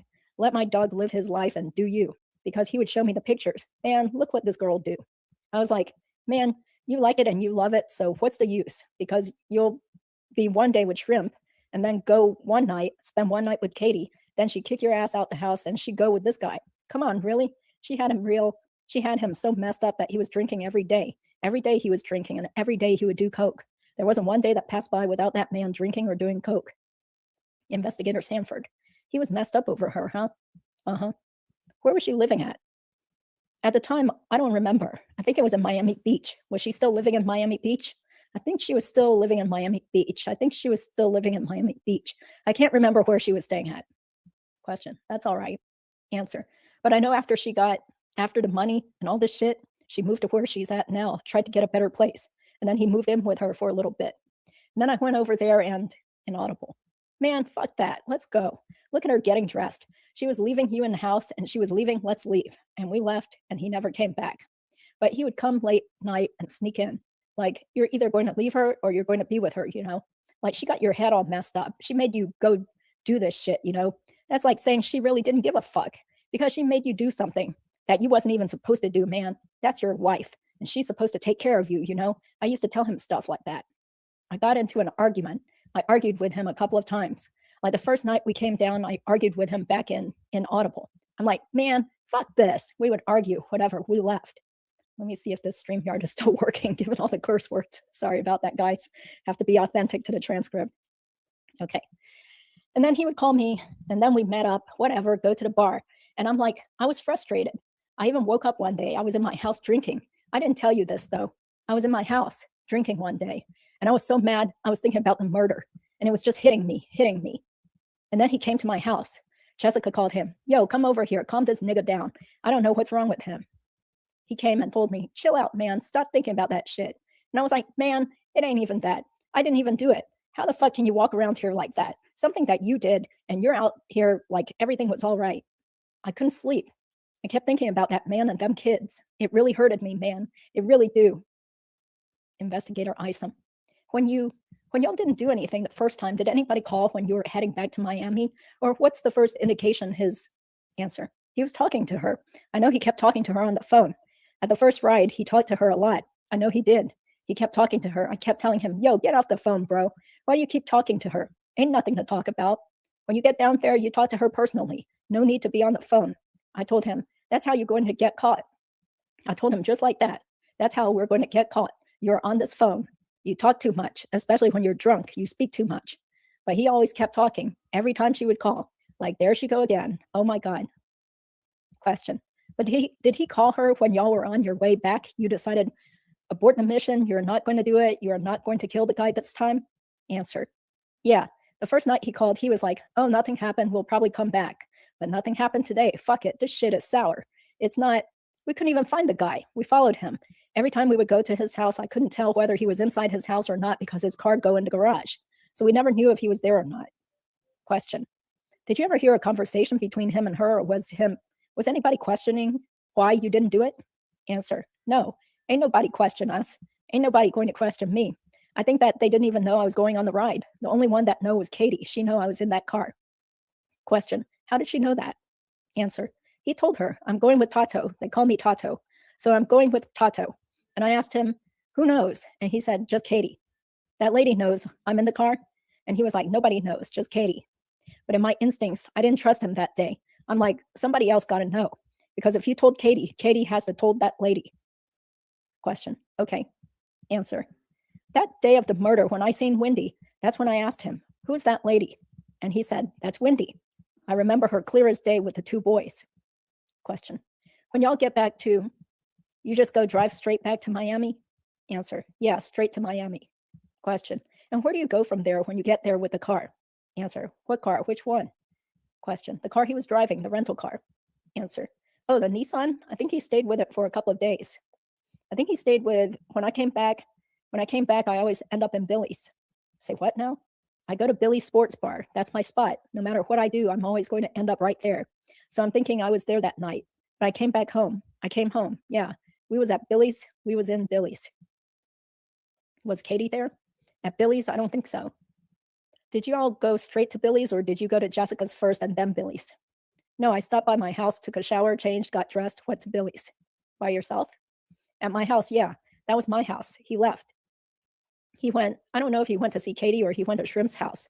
So I said, I'm fixing to take a shower and relax. I'm going to get some Coke and then we ride. He met me in Billy's because I went to Billy's in my car. By yourself? Yeah, I went to Billy's. It was me, my brother, and him. I don't know if Ricardo came with me. I don't know if I picked up Ricardo that day. I can't really remember. I can't really remember that much. I don't want to sit here and lie to y'all, but I always end up in Billy's. If I go to Billy's by myself, everybody will meet us there. Question. Was there a discussion about not doing the hit? Answer. Not at all. Question. There was no discussion at Billy's between you and Tudo? Answer. Question. So what was at that point, was it just like, we're just not going to do this, or was it, we are not going to do this now? Answer. We didn't speak about it. So I figured like it was kind of dead. But then he told me, look, we've got to go back. The same night? No, I think a couple of days later, like about 3 or 4 days later, we got to go back up there. Question. Anybody wanting the rest of that $5,000 back? Answer. He never told me about that money, if they wanted it back or not. But I know the money was paid, that he had to do it. I'll give you interest, but he got to go do it. But I never really spoke about this shit that much. Never spoke to him about it. Never came back into it. I mean, when it happened that day, to me, it was dead. The same day it happened, I buried that shit. Never told nobody nothing. I stayed quiet with it. I never spoke to him about nothing. Never told him nothing. But I know we came back. I remember him telling me, we are going to have to come back. That day we left, he was like, we're going to have to come back, inaudible. But I really wasn't up to it. But we came back and everything happened. Isom, inaudible. Next trip. Sanford. I just want to back up just a hair. Sanford. You said a while ago when Katie always had him messed up and stuff. What was Katie doing? I mean, you said something about she was going and seeing somebody and stuff. Answer. She would go see the dentist. Question. Who is the dentist? Tell us about that. Answer. I don't know his name. The only way I knew his name, I guess, when I used to talk to my wife, she would be like, she is with a dentist. And I was like, oh, this mother. I already knew. We already knew she was fucking a dentist. He had told me his name, but I couldn't remember. Right now, I remember his name because it just came to my mind. But at that point, he would be like, this bitch over here cheating on me. We used to work together. And we left the job one day. We had left work. We went to a restaurant. And I would be like, what are we coming over here for? And he would be like, because she's over here cheating on me with the dentist she's working with. I was like, damn. That was like the first time he told me. And I was like, that's fucked up. And you're over here stalking this hoe. Like, come on. You're not an ugly guy, man. You can go get whoever you want. Like, leave her. But I know he wanted to get the car and smash right through them. And I'm like, yo, I will get out the car if you're going to do all that stupid shit. You want to run the car into that restaurant? I will get out the car. Question. He was jealous of them? He was jealous, real jealous. He was real jealous about Katie. Question. But he didn't do that though, did he? Answer. No, of course not. I think I wouldn't even be here. I think he would have been in jail. Question. He never approached that dude or anything like that, right? No. He never did nothing to him? Never. Okay. Answer. I know he told me that the guy looks like him a little. I was like, how the fuck the guy look like you, man? I know that's what he told me one time. He was drunk. I looked at him and I laughed. You got to be tripping for real. I remember him telling me that. Question. Okay, all right. So we move up in time. You say he talked about going back down. Tell us, what's the next thing that happened to make all that happen? Answer. No, the next time we got to come up here, so we came up. That's when I rented a Prius. We came up, we traveled up here that night. Isom. How much warning did you have that you were going to take this trip, or how much? He starts telling you. Answer. He told me one time and that's it. And then the time that he came, he told me that one time, yo, we got to come up. And all right, whatever. I thought he was bullshitting. So I'm like, yeah, all right, whatever. Because he was always drunk. Mr. Collins. Because you're working? Yeah, I'm working. You still have a job? Yeah, I'm working. He didn't have a job. You helped him get a job working at Wynn, right? Answer. Yeah, I helped him get a job. Question. Is he still working there with you at this time? Answer. No, I had to fire him because he was drunk at the job. I'm still working. I'm like, okay, whatever. I ain't really pay no mind. That Wednesday when I get off work, he comes like, man, we got to go. I'm like, this nigga, in my mind, I didn't say nothing, but I'm like, he is serious about this shit, you know? So, all right, I said, what's up? What you want to do? He was like, we need to rent a car. I said, you need to find somebody to rent a car. I'm not renting a car in my name, but there was nobody to find. Hamano didn't have no license, nobody. So I was like, fuck it. All right, let's go. I jumped in my car, the Mercedes, went over there, parked by the side, like the next block over. I jumped off. I said, here go my car. He's like, yeah, I'm going to stay back here. I went and he gave me the money. He gave me $350. Isom, 250? Answer, 350. Question, 350. Answer. I went inside. I said, man, I need a car. I need a good car that's going to get me to Orlando. I told the guy. He said, man, the only one I got is that little green car right there. All right, that's fine. Boom. Gave him $350, took the car and left. Followed him to my house. I took a shower. We left early. I think we left Mr. Collins. Louis, was there any discussions at that point? You may have already said it, about how much money we were going to get paid for taking this trip. I mean, were you just doing this out of friendship, or was there a certain amount of money that you expected to get? You already told us you didn't want to go. You didn't want to shoot nobody. Answer. I was really doing it because it was my best friend, and I didn't want him to take anybody else and get him all fucked up. Okay. He told me, I'll give you 35 grand. Isom. That's before you took the first trip? Answer. That was before I took the first trip. Collins. Okay, I wasn't sure. I'm sorry for interrupting. Isom. That's all right. It's good for clarification. Collins. Yes. Isom. He had already been. My understanding, please correct me if I'm wrong, is that you had already settled that he was going to give 30 and then give you an extra 5? Answer. 30. And then he was going to give me an extra 5, but he gave me an extra 7. What he gave me was 37. Question. Okay. But that's before even leaving the first time? Answer. Yeah, the first time. Question. And I believe it's your story, but I believe you said before something about you knew that the total amount equaled $100,000 or something? Answer. Yeah. Question. Was that before you took the first trip? Answer. Yeah, before we took the first trip, because he told me, I'm going to give you 30, but then he gave me 37. He gave me 35 first, and then he gave me some extra money on top of it. So it was 37 in total. Then I asked him, how much you getting? He got like 40 something. And I said, how much Katie getting? Oh, she's getting the rest. I was like, hold up. I might be illiterate, but motherfucker, I can count money. 37 and 40 something, and the rest? No, she's getting more than 50, 60 something grand in her pocket. So that means there was more money. Because, me being in prison in Coleman, I'm hearing about her. Oh, she's getting a new car. This guy getting a new car. And I'm like, man, how are they getting all this if this nigga ain't working and she ain't doing shit but fucking this dentist? So the dentist buying her the car. Garcia had already spent all his money. He don't have no money. He spent $5 grand on the Nissan Maxima. He spent 2,800 on a Monte Carlo.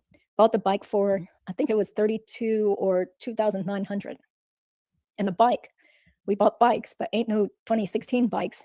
These was some old bikes. My bike was an 03 and his was, I think it was a 97, but it was souped up. All our bikes was souped up. And I paid for my bike. It was $2,300. That's it. But all this money that he spent, if you add it up, he ain't got much left. Then he He rented the apartment. He paid for the apartment for 6 months. That way he don't lose it because he don't have no job. Question. Paid for 6 months outright? Answer. Yeah. He paid the rent for 6 months. You know what I'm saying? He told me I paid the rent. Then I go to the house. He got a big ass TV. And I'm like, damn, you're doing big things. Where are you getting this money from? Because I know you. I know you spent all your money. Because I know you, Tudo. I know you spent. He was like, man, I'm down to like 3. I remember he asked me, yo, let me hold some money. I told him, man, I don't got no money. I did. I told him I don't got no money. I already knew what he wanted it for. What you want? He asked me for $20. I said, what you want $20? Man, I'm fixing to buy Coke. I said, why are you going to buy Coke if I sell Coke? You know what I'm saying? So I'm like, you need Coke? I will give it to you, Tudo. And he was like, nah. But, I don't want to be like a Hoover and trying to ask you all the time. I just want my own shit. So I gave him Coke. I said, you do what you do, however you get your money. But I knew he kept getting money. Question. You saw the TV in the new apartment and everything, but that's well after the murder? Answer. Yeah, right after the murder. Question. But time had gone by for a while? Answer. Time had gone by. It had only been like about, I would say 6 months, 6, 7 months, 8 months. The money blew fast. Question. But you're saying, what I'm hearing is, I know he already blew all of his money, but somehow these things are still coming in? Answer. Yeah, they're still coming in. And I remember asking, what did you do with your money? Oh, I stashed some of my money in Katie's car. I said, you stashed some money in Katie's car? And you think that girl won't clean her car and look and find it, Tudo? He was like, no, I stashed it real good. But I never asked him where he stashed it at. He said he stashed it in the car. So I'm like, man, you is lying. In my mind, like to me, he was lying to me because you kept getting money. You bought all these toys, man. You're buying shit left and right. Your car, the Nissan broke down. You destroyed the car. You had to fix the transmission. You had to fix this. Like, what the fuck? The Monte Carlo that he bought was an old school Monte Carlo. It needed work done to it. He was probably putting 2 or 3 grand into it already. Question. After he bought it for 27? Answer. After he bought it for 27.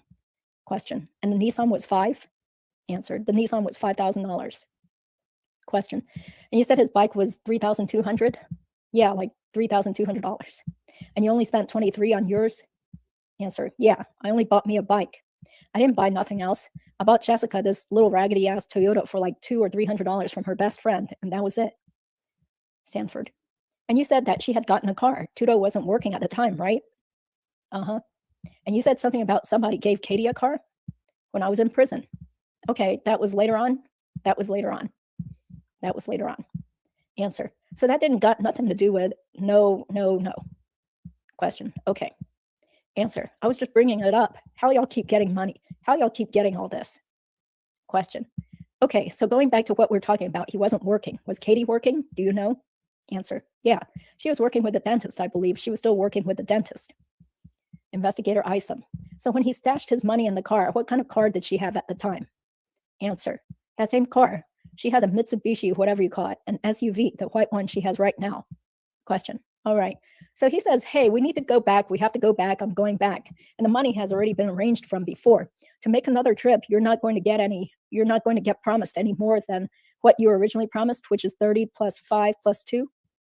Uh-huh. All right. So he basically says that you go to a rental car place, you get the Prius, you go drop your car off. Yeah. Is that what I'm hearing? Yes, sir. Okay. And then what happens from there? We took off. We came up here. Same 2 guns? No, no more. It was just 1 gun.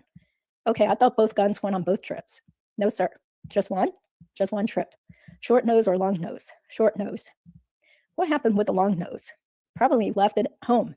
I don't know what he did with the long nose. You left it at home? No, he probably left it at his house. Okay. I don't know what he did, but we only took 1 gun. Okay, so short gun, the one you got from the black guy in the neighborhood for $150? Yes, sir. And you haven't shot up all the bullets yet. Nobody shot either one of them. How do you even know it works? Answer. Because he shot a hole through the fucking car.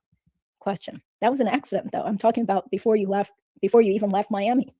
Answer. Oh, no, he ain't tested or nothing. Question. Nobody tested it? Answer. Nobody tested it. It was tested in the car that day that he shot the hole through the question. Okay. And we'll get to that in a second. But basically, you're saying that you bought the gun, never test fired it. He never test fired it? Answer. Never. Question. But that's the only gun you're bringing this time? Answer. That's the only gun we brought, just 1 gun. Okay. The first trip was 2 guns. The second trip was 1 gun, and that's it. Okay. So you get in the Nissan. You're driving? Not the Nissan. The Prius? The Prius. You rented it? I drove. Question. You said something to him about he might drive it or no. Was he ever going to drive the Prius? Answer. No, I drove. He drove for a little bit the night we left. He drove. We took off. But then he was drunk. He was like, you know what, man, you should drive. Because if we get pulled over, this car is not under my name. So it's under your name. So I was like, you know what, you're right. But then I told him, I'm on probation, man. If we get pulled over, I'm going to jail. Okay, so let's stop there. That's the middle of page 71. It might take a couple more live stream shows to finish this. So thank you guys all for being out there. Okay, nice to see everybody's comments. If I eat too much pie in one sitting, I often feel uncomfortable. Okay, it looks like I've missed a ton of comments, so I'll look at it later. Really, cry me an effing river, maybe, okay. Oh, okay, yeah, I don't know what's going on in the comment box there. Yeah, okay, looks like people are talking about a bunch of different things. Okay. Censor, oh, okay, so I guess my literal reading of the transcript is making some people feel uncomfortable or upset. Okay. Okay, well, looks like there's some issue going. Hey guys, I'm back again. Thank you. I had to step away from the chat a little bit, but thanks again for being here. And so I'm going to take that off and start part 3. Okay, so I'm really here, just behind the scenes. Let's see, part 3. Okay.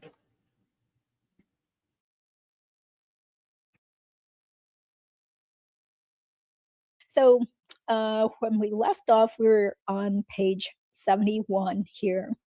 And there were some people who felt sort of offended by some of the verbiage that I was reading verbatim. So there might be some things where I will just spell it out. But the general curse words and stuff, I mean, luckily it hasn't gotten my live streams canceled. So I'll just get on through with reading what's actually in the transcript. Okay. Question. You said something to him about he might drive it or no. Was he ever going to drive the Prius? Answer. No, I drove. He drove for a little bit the night we left. He drove. He took off. But then he was drunk. He was like, you know what, man, you should drive. Because if we get pulled over, this car isn't under my name. It's under your name. So I was like, you know what? You're right. But then I told him, I'm on probation, man. If we get pulled over, I'm going to jail. I'm going to go to jail. Question. You're saying that to him? Answer. To him. And we get pulled over. Okay. So the day we get pulled over, the officer grabbed my license, came back, gave me a ticket, was like, slow down, put your seatbelt. He gave me a speeding ticket. And that was it. I looked at Garcia and I told him, this motherfucker didn't take me to jail. So you got a ticket in a Prius? In the Prius. On the second trip? On the second trip. On the way up here? On the way up here. Do you have any idea what town you were near or what road you were on? Man, I keep going with these towns, you know. I don't know. I'm not good with these towns. I know. Answer. The only thing I can probably just say, I keep saying Gainesville because that's like every time I pass, I'm like, yo, are we close? Every time I used to see, because it had a G on it, I said, yo, are we close? He was like, yeah, we're like about an hour away from Tallahassee, something like that. I'm like, all right. By that time, that's when I got pulled over. Investigator Sanford. So you weren't in Miami? No, you weren't in Tallahassee. So you were on the interstate, you think? Yeah. I asked him, because when we get pulled over, I'm like, yo, how long from here where we get pulled over to Tallahassee? He said, we got maybe like an hour, 2 hours at the most. The top was 2 hours. So I'm like, all right, I'm not trying to get pulled over. I know if we get pulled over again, we're fucked. But when we get pulled over, I told him, yo, this is a sign, man. We should just turn around. Like, nah, man, fuck that. We up here. So we drove to Tallahassee, and that's when everything happened. Investigator Isom. Okay, so you get to Tallahassee, he knows where he is going. You didn't drive the first time? So he knows where he is going? He know everything. When I'm driving, he is telling me where to go.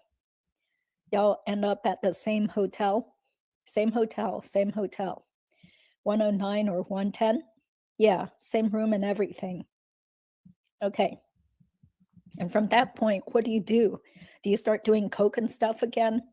Yeah, we start drinking, doing coke. I barely didn't sleep. What time did you get here to Tallahassee? It had to be like, we left early that day. I think we left early that day.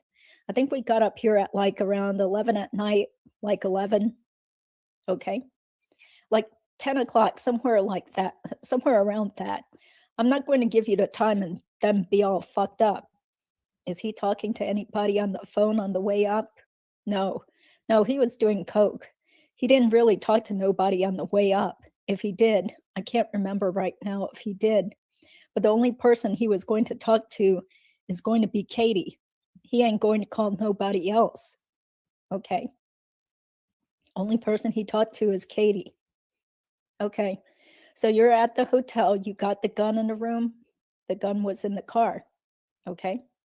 The gun was in the car the whole night, stayed in the car. Okay. Only time the gun was in the hotel was the first trip. Okay. But the gun was in the car. Wake up. I went to sleep maybe like around 2:30 around that night. In the afternoon? In the morning. Because we got there at 10 at night, 10 to 11 at night, rented a hotel. We were hanging out, just chilling. I said, man, I'm going to go to sleep. I got to get rest. I said, because if you're going to have me watch this guy all day tomorrow, I got to get rest. So I tried to fall asleep. He was still awake doing coke. I went to sleep. The next day, it was Thursday. The next day, we drove around there. I went around the block. To the other park behind his house. He said, pull in here real quick. Let me go see if he's home. So we pulled in. We walked over there. He looked, came back. He was like, go around the house. He said he's seen something, but he wasn't too sure if it was somebody. So when I go around the front of the house, then I come back like this. So I'm driving this way. Wendi is walking this way with the two kids. So I'm driving. Before I get to the bump, I'm looking to my rearview mirror. And I asked Garcia, man, what's up with his lady? Why is she looking so much? And he was like, oh, that's that lady. That's Wendi. And I'm like, oh, that's her name. And I said, I'm like, okay, I seen the two kids.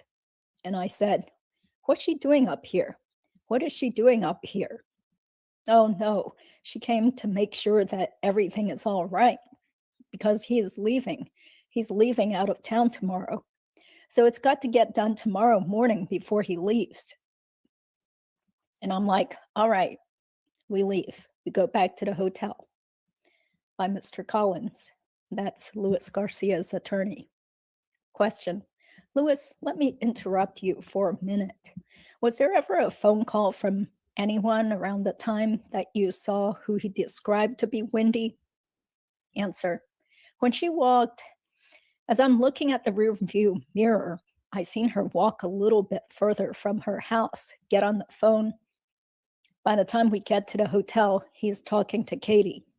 That's when he asked Katie, what is she doing up here, But I had asked him in the car before Katie called, what is she doing up here? He was like, she came up here to see if everything is all right with the kids. I said, man, you got to know something besides that shit. What this lady is doing up here, and she knows that we are up here. She knows you are up here. So what's she doing up here? So when he calls Katie, hey, what's going on? I seen this lady up here.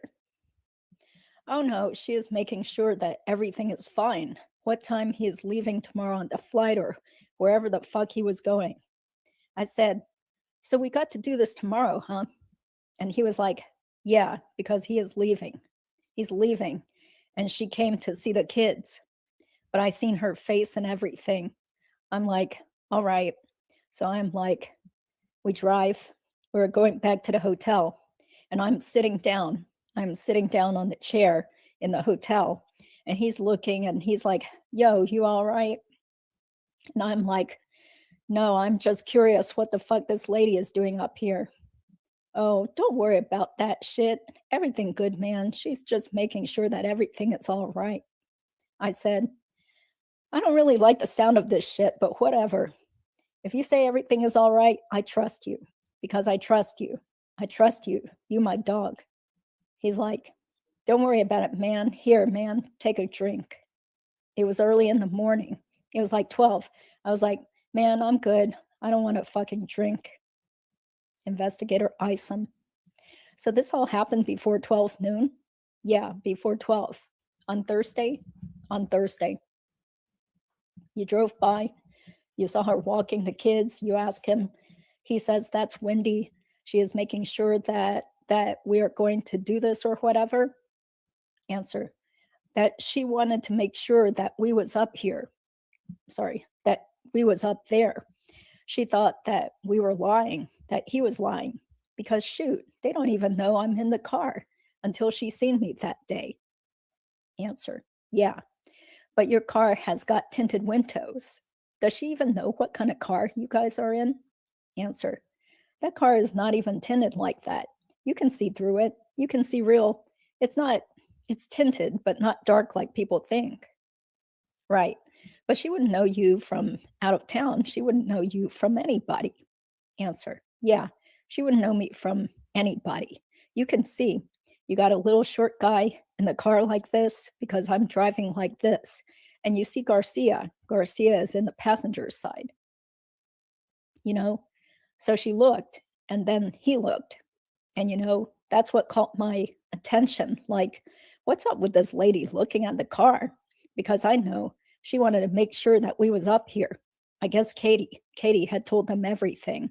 And then he called Katie. I remember leaving that day. When we left, he called Katie. Yo, everything all right with this lady?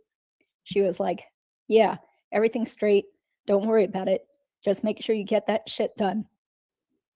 Question, you hear that? Answer, yeah. Question, or he tells you that? Answer, no, I can hear her talking on the phone. Question, you're in the car or in the hotel room? Answer, in the car. I'm still in the car. We had pulled up before we go in every time before we go into the hotel, we sit in the car for like 10 minutes. We don't go, because I'm sitting down like, yo, you see that camera right there? You know, it's facing that way. You see that one over there? And man, how you see all these inaudible. Look at that camera over there, man. I told him, yo, you got to stop drinking, man, for you can pay attention. Question, so you hear her voice? Answer, I hear. Question, saying that he recognizes her without question, he doesn't have to ask? Answer, he doesn't even have to ask. He didn't even have to call her and ask her none of that shit. He already knew. Question, he's already saying, why is Wendi here? Answer, yeah. No, I asked him, why is she up here? Question, and then he relays to her on the phone, why? Answer, yeah. He relays to her why she came up here for. That's a conversation. Question, so it's not a question of if it's Wendi. He already knows it's Wendi? Answer, oh, he already knows it's Wendi. Question, and he's telling Katie, why is Wendi here? Answer, to make sure that he was up here, to make sure he wasn't lying, that she was just paying him for nothing. Question, so Tudo has met Wendi? Answer, yeah, I think he did. Matter of fact, I ain't even fixing to answer that right there because I am not 100% on that. Question, okay. Investigator Sanford, did you know Wendi? No, not at all. Did you ever see her before? Just that day. that day I seen her, that Thursday. I'm not going to say I never met her. I never seen, but I don't know if he met her or he knows. But I know he said, that's Wendi. I'm like, all right, investigator Isom. Okay, all right. And Katie says she wants to make sure that you guys make sure that we was up there. And you heard her voice say that? Yes, sir. All right. So you're back at the motel and he wants to start drinking. It's before noon? Answer. Yeah, we're hanging out now. Now we're in the hotel hanging out. The next day, I'm like, man, listen, don't get drunk, man. If you're going to do something, you got to do it right. Man, he was toasted, man. Wake up in the morning, first thing he does, chug. I was taking a shower like, yo, don't tell me you're drinking, man. Man, I'm only taking a shot. Everything going to be all right. He was over here taking bumps. I'm like, oh man, fuck. Question. So at 12 noon, back on the Thursday, you're there. Did you go anywhere else? You had to go someplace else because the car has to get shot. Answer. Yeah. We were driving around. That's when we seen that black boy with the car. He was driving around looking for coke. Matter of fact, he was driving around looking for coke because we had went to some bar. I'm trying to remember where the bar was at. He was like, man, let's go around here because I know somebody got to sell coke. But we bump into him in the road. In the road? Yeah, in the road. We was driving. Bump into him in the road. I thought somebody already had his number. Yeah, Garcia got his number. Garcia was trying to call him, but he wouldn't answer. He was trying to call him, but he wouldn't answer. I told you, we bumped into him in the road. He was like, what's up, dog? Inaudible. Like, hey, man, we need some pot. He was like, follow me. So that's when we follow. I'm in the back following him. And then Garcia, I don't know why. I don't know why he was playing with the gun. I don't know what the fuck he was doing. I heard, I'm driving. Boom. I jumped. I'm like, yo, what's up, man? You all right? Out of nowhere, I look at the car. It was like, it wouldn't move. I was like, yo, this car is not moving. What did you do to the car? I was just laughing because he's so stupid. I'm like, what did you do with the car? He was like, oh man, I don't know. I said, we don't got no gas. How the hell we don't got no gas? And so we had stopped. He looked under. He said, oh shit, it's a line. I said, you shot the line. Are you serious? So we pushed the car on the side of the road. The black boy came. He was like, man, y'all come with me to the auto zone. I was like, I'm not going nowhere. I'm staying in the car. So I'm in the car. I'm still in the car. They come back. He was like, man, we got to check the car. I'm like, man, I ain't getting out the car. Like, man, get out the car. Fuck, what are you so scared of? I was not scared. I was just being cautious, man. I wasn't trying to be seen by nobody. So I get out the car. I'm outside of the car. And while they're jacking the car, I'm down right here talking to this black boy, this Nigga, stupid man. He was like, what happened? I said, I don't know what happened. The hole, something hit it. I didn't want to tell him what happened, you know. I said, I don't know, I hit something. He had to fix some small little holes. He's a little mechanic, so he fixed it. But I was outside the car for like maybe 10 minutes. We jumped back in and we followed him to some trailer parks. I didn't pull up all the way in the park. I just pulled up on the side. He was like, wait for me right here.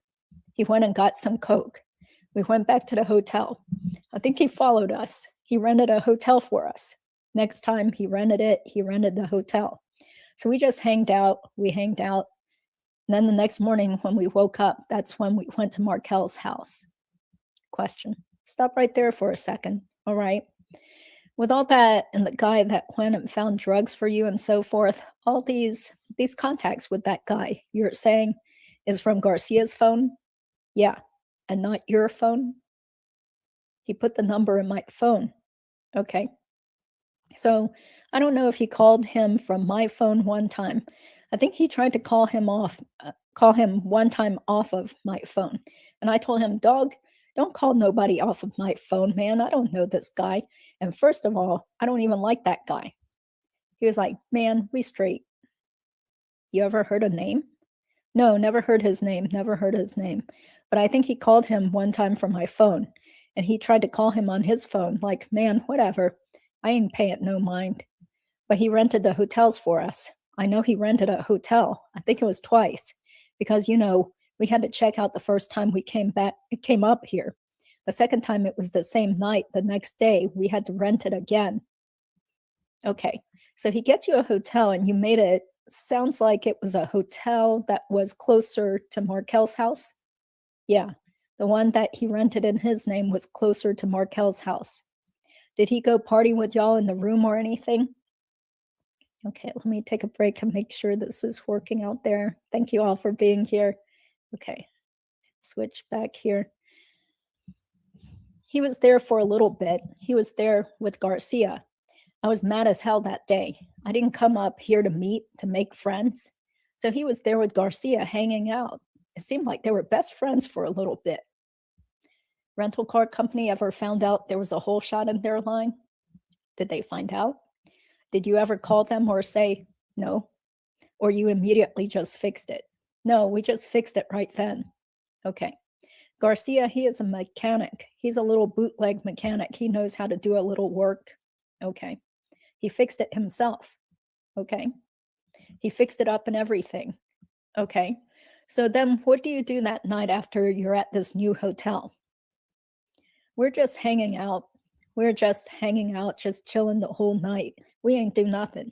I stayed there the whole night. I parked the car in the back, just sitting there. I didn't do nothing. I was threw a picture of the owl, like I told you, posted it on Instagram. You saw an owl, a bird? I don't know what kind. It sounded like a barred owl, maybe, that landed in the parking lot at the hotel. Answer, I took a picture of it. Question, scared him. Investigator Sanford, what happened after you took a picture? What did you do? I took a picture and put it on Instagram. And then what happened? Katie calls Tudo. Tell him to take that shit down. Is he stupid or what? So, I'm like, what? I took it down. I don't know if I took it down right away, but I took it down. So she was like, why would he do that? He can't tell nobody where he is at. And in my mind, y'all been talking on the phone all fucking day. What the fuck are you worried about me putting a picture on Instagram? But yeah, I put it on Instagram. She called him and told him, tell him to take it down. So I took it down. That's it. We just hanged out all night. The next morning we left. That next morning was a Friday morning. Went to Markel's house, went over there. I parked by the park again. I waited for him to come out. When he came out, I followed him with Garcia in the car to the daycare. And I guess at the daycare, we were just driving in circles. I pulled up across the street. There was a building. At that moment, when I'm pulling in the building, he's coming out. Garcia comes out. We follow him again. This time, we follow him all the way to the gym. Follow him to the gym, waited in the parking lot for a while, for like 45 to an hour at the most, got there. That's when he came out the gym, followed him home. As I'm following him home, he goes around the back. I go around the front. We met him right in the garage. I was like maybe 3-4 feet away from his car. Garcia jumps out, goes around the car where he is driving. I think Markel was on the phone that day. Shot him twice. Got in the car, we left, kept driving. We dumped the gun towards a bridge. I can't remember that bridge. I wish I could remember so I can show y'all. I really couldn't remember it. Drove that night, made it home. Never spoke about this again. Never told nobody. The next morning, it was a Saturday morning. I'm in the barber shop. Katie calls my phone. Where is Tudo at? Stupid motherfucker won't answer the phone. Just like that. I was like, I don't know. Let me find out for you. Give me a minute. I try to call. I think I called Shrimp's phone. I called Shrimp. I said, where's Tudo? Oh, he is here, drunk, sleeping. I said, Wake his ass up. Tell him that Katie's looking for him. For what? Don't worry about it. I call Himano. Himano, go pick Tudo up. I think Himano picked him up, dropped him off in Katie's house. They showed up to my house. I'm still in the barber shop. I'm in the barber shop. My wife calls me. Babe, Katie and Tudo are here. I got a bag in my hand. It looks like this. It looks like a brick. I said, all right, don't touch it. Don't even look at it. I'm on my way. When I get there, Katie is upstairs because Jessica told her to come up because I had just had Lulu. I get there, Katie and Tudo like, yo, what's up, Tato? I'm like, what's up, man? What's up? Where the bag? Get the bag. I grab the bag. I take the money out, stick it in my pocket. I said, man, what you going to do, man? I got to go back to the barber shop. I got to get a haircut. Leave Katie here, man. Let's ride. We left together, went to the barber shop, got a haircut. We paid. He paid like 2 or 3 guys' haircut. He gave a holler to the barber. Here, man, let me get in front of this guy. We left. I end up going to my mom's house. I see my mom. I had paid my mom's rent. My mom was owed like $2,000, so I paid my mom's rent. I left. And then I went to my house, took a shower, got dressed. I didn't really do too much that day. Just I went to Billy's for a little bit and hanged out. No, I went to somewhere else. I met some girl in another bar with Garcia.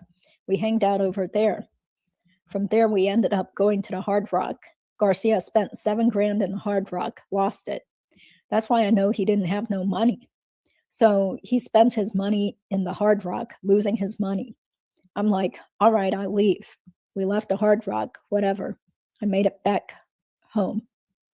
I think Monday. That was that Saturday. That Sunday, I wake up, take a shower. It's noon, maybe like around 3, 4 in the afternoon. I go see my ex-wife because it was school was about to start, I believe. So I give her $5,000. I said, here goes $5,000, buy the kids. Oh, where you got the money from? I don't know why y'all be asking questions. Just get the money and don't worry about it. Question. What's your ex-wife's name? Answer. Annie Diaz. Okay. I gave her the money. Boom. Leave. Maybe a week later, something like that. I take money to my sister in an envelope. I said, put this away for me. I don't want to have it in the house because when Jessica gets mad at me, she goes through my pockets and takes my money when I come home drunk. And I didn't want her to find that money. And I didn't really want her to know, ask me a million questions where I got the money from. So I put it away. My sister put it away for me in the closet for me. I used to stay with my sister. So I had keys to go in and out of the house. So I used to go in and out of my sister's house. That's about it. That's when the story ended, right there with the money, Markel, and everything. Question. Let's back up to you come back home. Where do you take the car to, or where do you and Tudo are together? You stopped at the ATM, the Prius? Question. I'm sorry, yeah. You're here at the Prius and you stop at the ATM. You've seen that photograph? Uh-huh. Okay. And then from there you go somewhere. You're just getting back into town? I can't remember. I never went home. I went somewhere else. You said you ended up going to Billy's, but I didn't go in the Prius to Billy's. I wasn't driving that car. I didn't drive that car. He had that car. I didn't even like that car. He had that car, lost the car for 3 days. I had to go look for the car because he don't know where he parked the car at. I had to call AAA to go in the car and give me because he left the keys in the car, locked the car with the keys. I couldn't open the car. So he called AAA. I give AAA $50. They opened the car. Here are the keys. Went and got his stupid ass.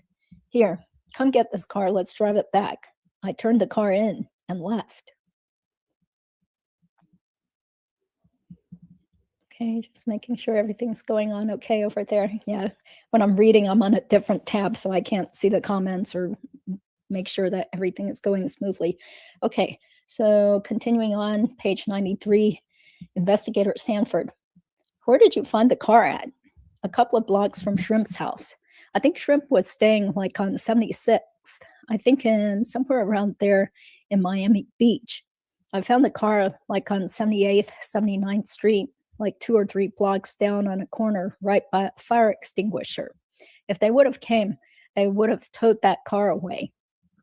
And I would have had to pay more money. That's how drunk he was. Isom. Okay, so when you came back, you split up and he took the car. He took the car with him. Is that what you're saying? Yeah, we split up. He took the car. He had the car for a couple of days. And I kept telling him, yo, I got to return this car back, man. Okay, but the next morning, Saturday, you said you go to the barber shop? Yeah. All right. So the murder happened on Friday. Y'all drive all the way back. You party, whatever, Friday night. Was it Sunday that he went to Hard Rock, or was it that? I'm thinking it was that Saturday. Sorry, Sunday. No, it was on Saturday. It was the next week after. Okay. So the next week after that? Yeah, the next week. So before we get to that, you're back in town on Friday. We talked about Big Daddy's. Yeah, we talked about Big Daddy's. Do you remember going? I kept telling you I wasn't too sure if we went to Big Daddy's or not. Right. I can't say, yeah, I was there. No, that's fine. Maybe I was. You said my credit card went in there. If I did, I did. Who knows? I can't remember if I was there or not. I really can't. Before this, I want to go back to your driving out of Tallahassee. And you said before that he calls Katie. He calls Katie. I think right when we had dumped the gun. I think he called her and he said, it's done. Make sure you have my money. I'm on my way. When we get back to the house, he called, hey, where's my money? She goes, don't worry about it. You will have it tomorrow morning. I can hear her. Question. I know, but I want to go back. You're driving out of Tallahassee. Markel has been shot. You're driving out of Tallahassee, all right? And then are you saying that you dumped the gun before he made the first phone call? Because the big deal was about he calls her and says, answer. Yeah, he called her and told her it's done. Everything was done. I think way before we dumped the gun or after we dumped the gun, but for sure, 100% he called her and said, hey, it's done already. Question. Do you hear her on the other end? Answer. Yeah, I can hear her. She goes, okay, I know. All right. Question. Okay. Sorry, this is in quotes. Okay, period. I know. All right. Answer. Yeah. I'm like, yo, how the fuck does she know? How would she know if this shit is done? Question. But it's Katie's voice? Answer. Yeah, it's Katie's voice. 100% it's Katie's voice. He can't call Wendi, and I don't know her voice. I know Katie's voice. Okay? And I'm like, all right. And I'm like, did you really just call this girl and say you're done? Like, where your mind is at? Question. All right. I'm using as a reference point that when that conversation happened, had y'all dumped the gun yet? Answer. Shit, I'm not sure. I don't know if I did or not. Okay. I'm not going to tell you yes and question. No, that's fine. I was just trying to give you some type of reference point to remember. Answer. I can't even remember where the fuck that bridge is at. Question. I know. I was thinking if you already dumped it, we know we can narrow that area. Answer. And I drew a picture. Do you want to see this morning? Thinking about the bridge. That's how much I've been thinking about this bridge all night. Just like that. That's the way the bridge looked like. The bridge looked like that. That would be me. I had pulled up right there to the side. Garcia jumped off this grass. He didn't go all the way to it. He threw it from there. So I don't know if he made it to the water or not. Sanford. But you could see the water from the car, you said. Yeah, I'm right there. I can see him. Isom. You crossed the bridge and stopped? The bridge ends here and it's got like a metal, you know how it got the little metal guardrail? Guardrail. He jumped over the guardrail. Okay. Sanford. So there is a concrete wall and a metal guardrail? Yeah, it's a little concrete wall, metal, and he had to jump. But the bushes weren't so high that you couldn't see the water. No, it was just grass. Okay, just grass. Okay. But when I was looking at that other day, I mean, yesterday, and like in 2 years, I don't know if the fucking grass grew or they cut it. I don't know what. I don't know. There's so much construction out there now. That shit had me confused. Isom. There's a lot of construction out there. Answer. Yeah, so I'm like Sanford. So let me ask you this. From the edge of that wall right there where Garcia was standing, how far to the water was it? Was it like from here to the wall? Was it way down the road? Let's say he was here. I'm going to give you something like right here. The water would be way over there to the wall. Question. Okay. So about from you to the wall, maybe 20 feet or so? Collins. That's probably witness. No, that's like 12, 15 feet. Collins. No, it's it's about 9 yards, 10 yards, between 25 to 30 feet. Isom. As long as we have a reference, he is saying it's from this point to that wall to wherever the water is. Witness. Because when I pulled up, I can see from that point, I'm trying to look at him like, what the fuck you doing? Is he throwing it? Because I'm seeing him go like this. Because he told me, no, I took it apart. Did you took it apart or not? And he said, yeah. So I said, all right, I believe you. We're leaving. Let's go. I really wanted to stay with it so I could put it. I knew where I was going to stash it at, but he threw it. Isom. You were going to stash it? Yeah, I was going to stash it. You were going to drive all the way back to Miami with it? I was going to drive all the way to Miami and put it away and bury that shit somewhere nobody was going to find it but me. Okay, all right. So was there any discussion if you got stopped, what would you do if you got stopped by the police with the gun? No, we got stopped with the guns, right? And if there was to search, I don't think they would have found it. If they would have found it, they would have found it on him. On the passenger seat? Yeah, I'm driving, so they would have found it on him. Okay. So I said, hey, if we get caught with this gun, you got to take full responsibility. I'm not going to prison right now. Right now, your record is kind of clean compared to mine. And yeah, if we get stopped, I will take it. You know what I'm saying? But I'm looking like whatever. He's drunk, like question. But you were willing to take the chance on driving all the way back to Miami with a murder weapon? Answer. Yeah, we were almost halfway.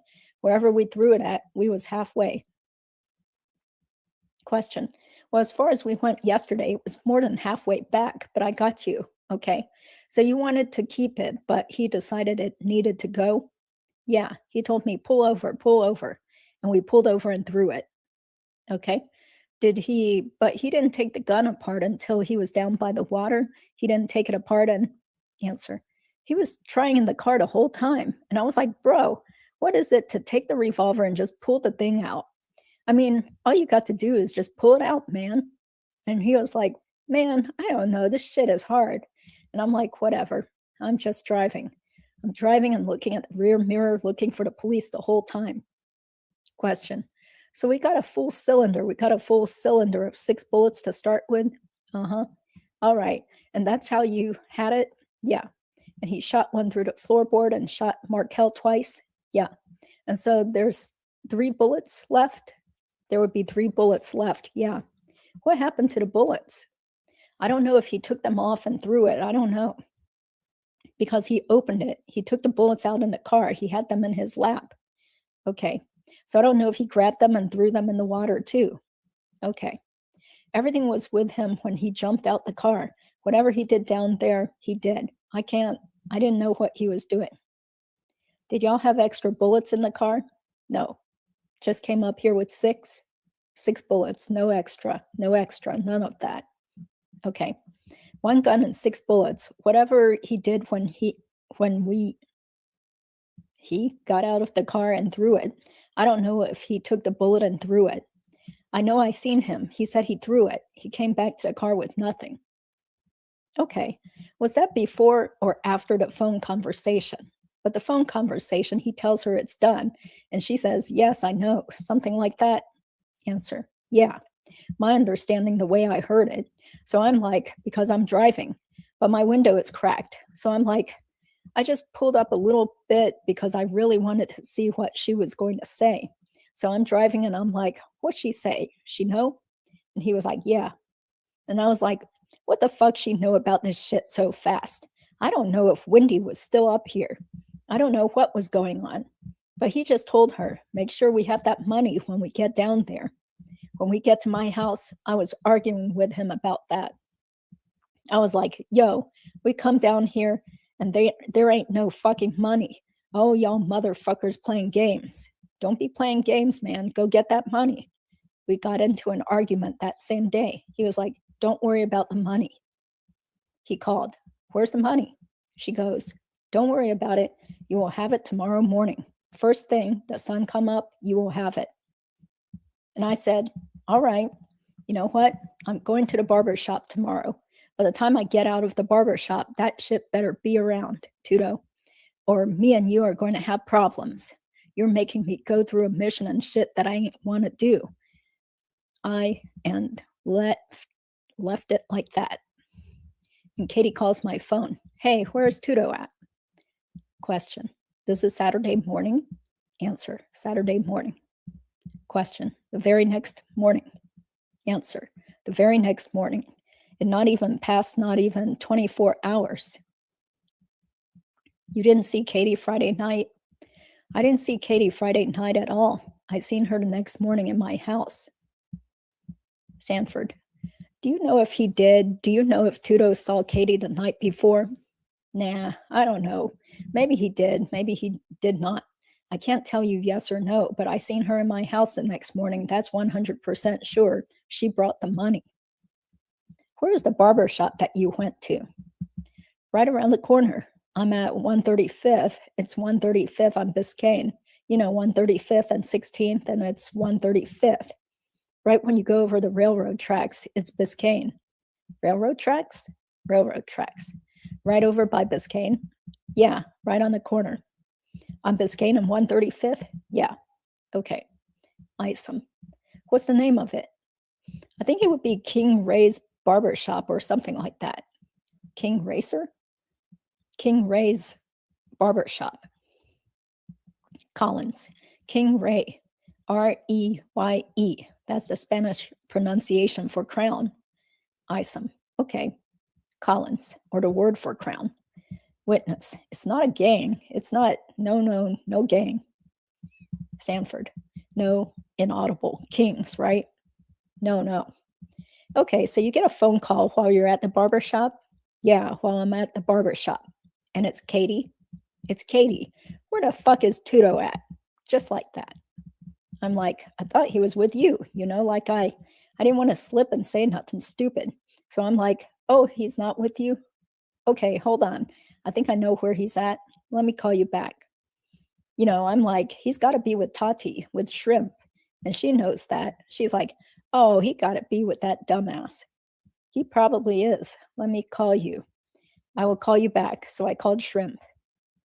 Question. But she just asks for him. She doesn't say nothing. Answer. Oh, yeah, no. She said, who's going to come get the money? Question. Come get the money? Answer. Yeah. And she was like, where the fuck is Tudo? And I said, man, I didn't want to slip. So I'm like, I will find out. And she goes, okay, but who's going to come get the money? You want to come get it? And I was going to go, but like, nah. Thank God I didn't go, because now I got at least some proof, because she was at my house and she brought the money. So I'm like, nah, I'm straight. I'm going to call Tudo for you. So I sent Himano. Himano went to go pick him up, and they showed up, both of them, to my house. You didn't go pick up Garcia over at Shrimp's? I didn't pick up Garcia for nothing in the world. But you sent Himano to go get him? Answer. Yeah, because Himano was like my do boy. Go run and do this. Go do that. Go over there. Take my mom and go do this, Katie knows Himano? Yeah, she knows Himano. Not like that. She had probably known Himano for like a year. And then you leave the kids in the house. How can you leave them with this guy? You don't know if the guy is a sex predator. You don't know nothing about this man. Leaves the kids, Garcia leaves the kids over here. Come on, man. I used to get mad.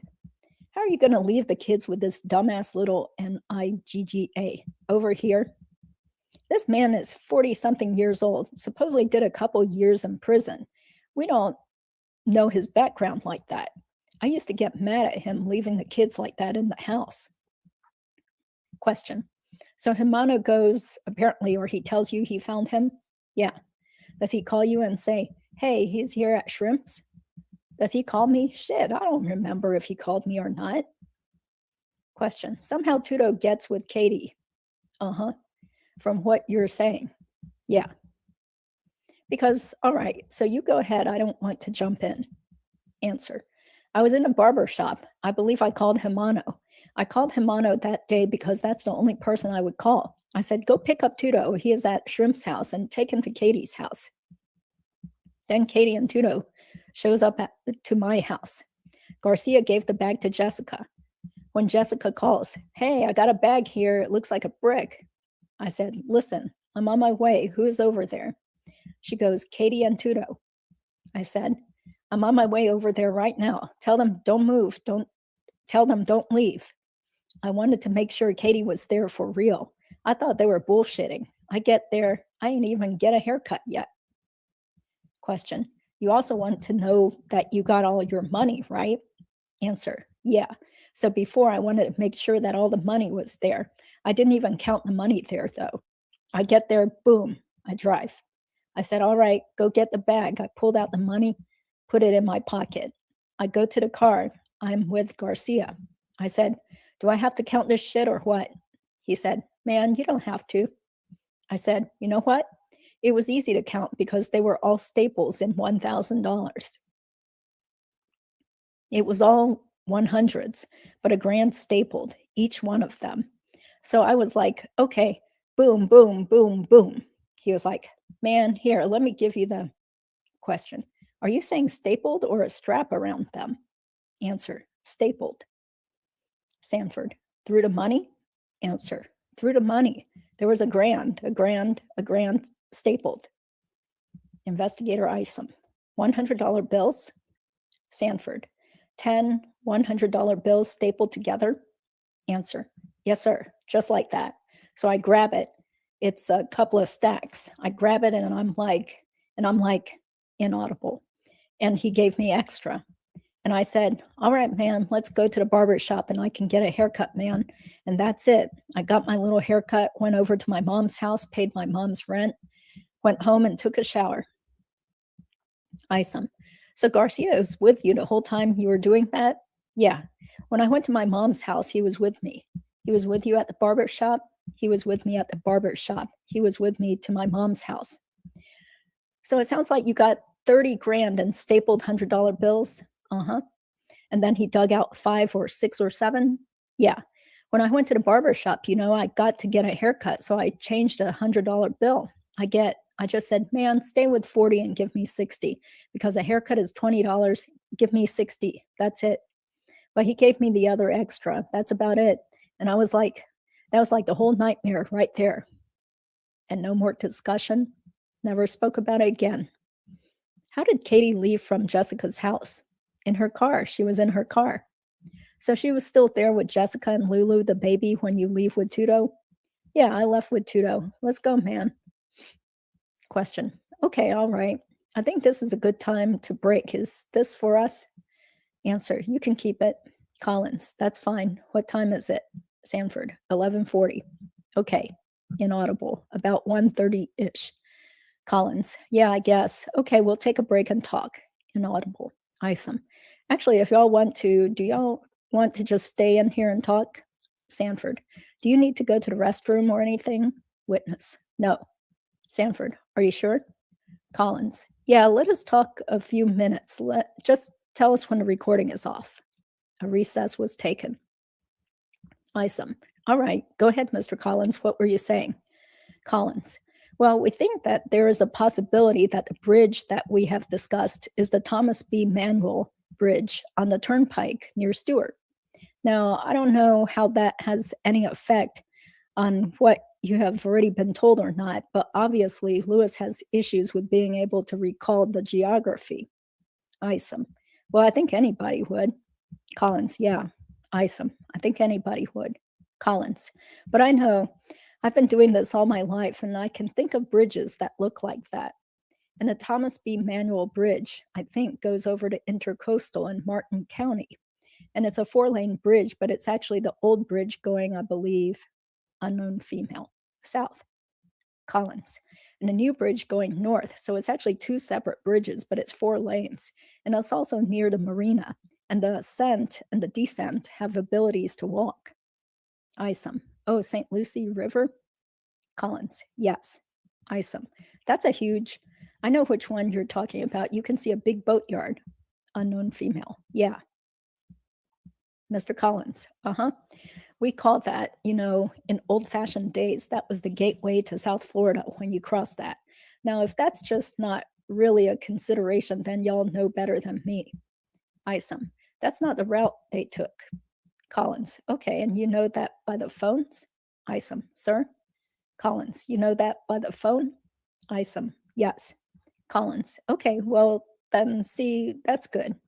Isom. Okay, so we know about, that's why I was, Collins. Okay. Isom. I was trying to spark his memory about that phone call. Collins. You're going to have to do exactly what you said. Go back and check every damn one of them. Sanford.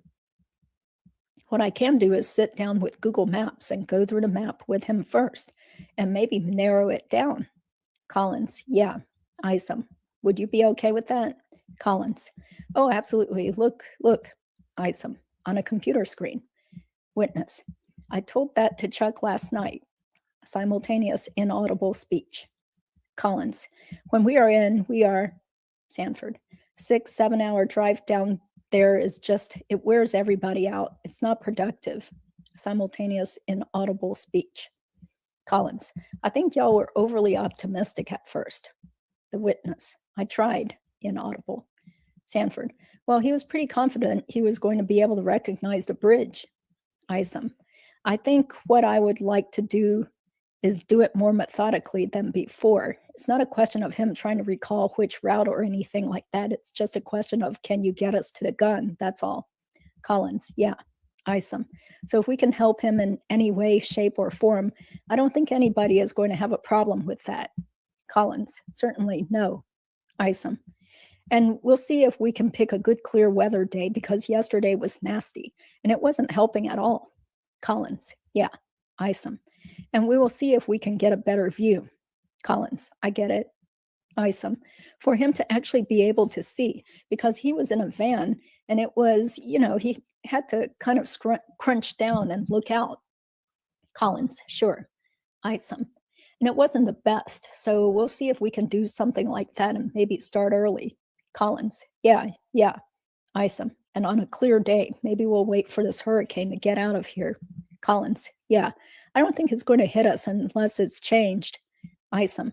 No, but we might get, some bands off of that. So maybe we can do it that way and just pick up from here, because I'm confident that we have gotten to this point on Interstate 10.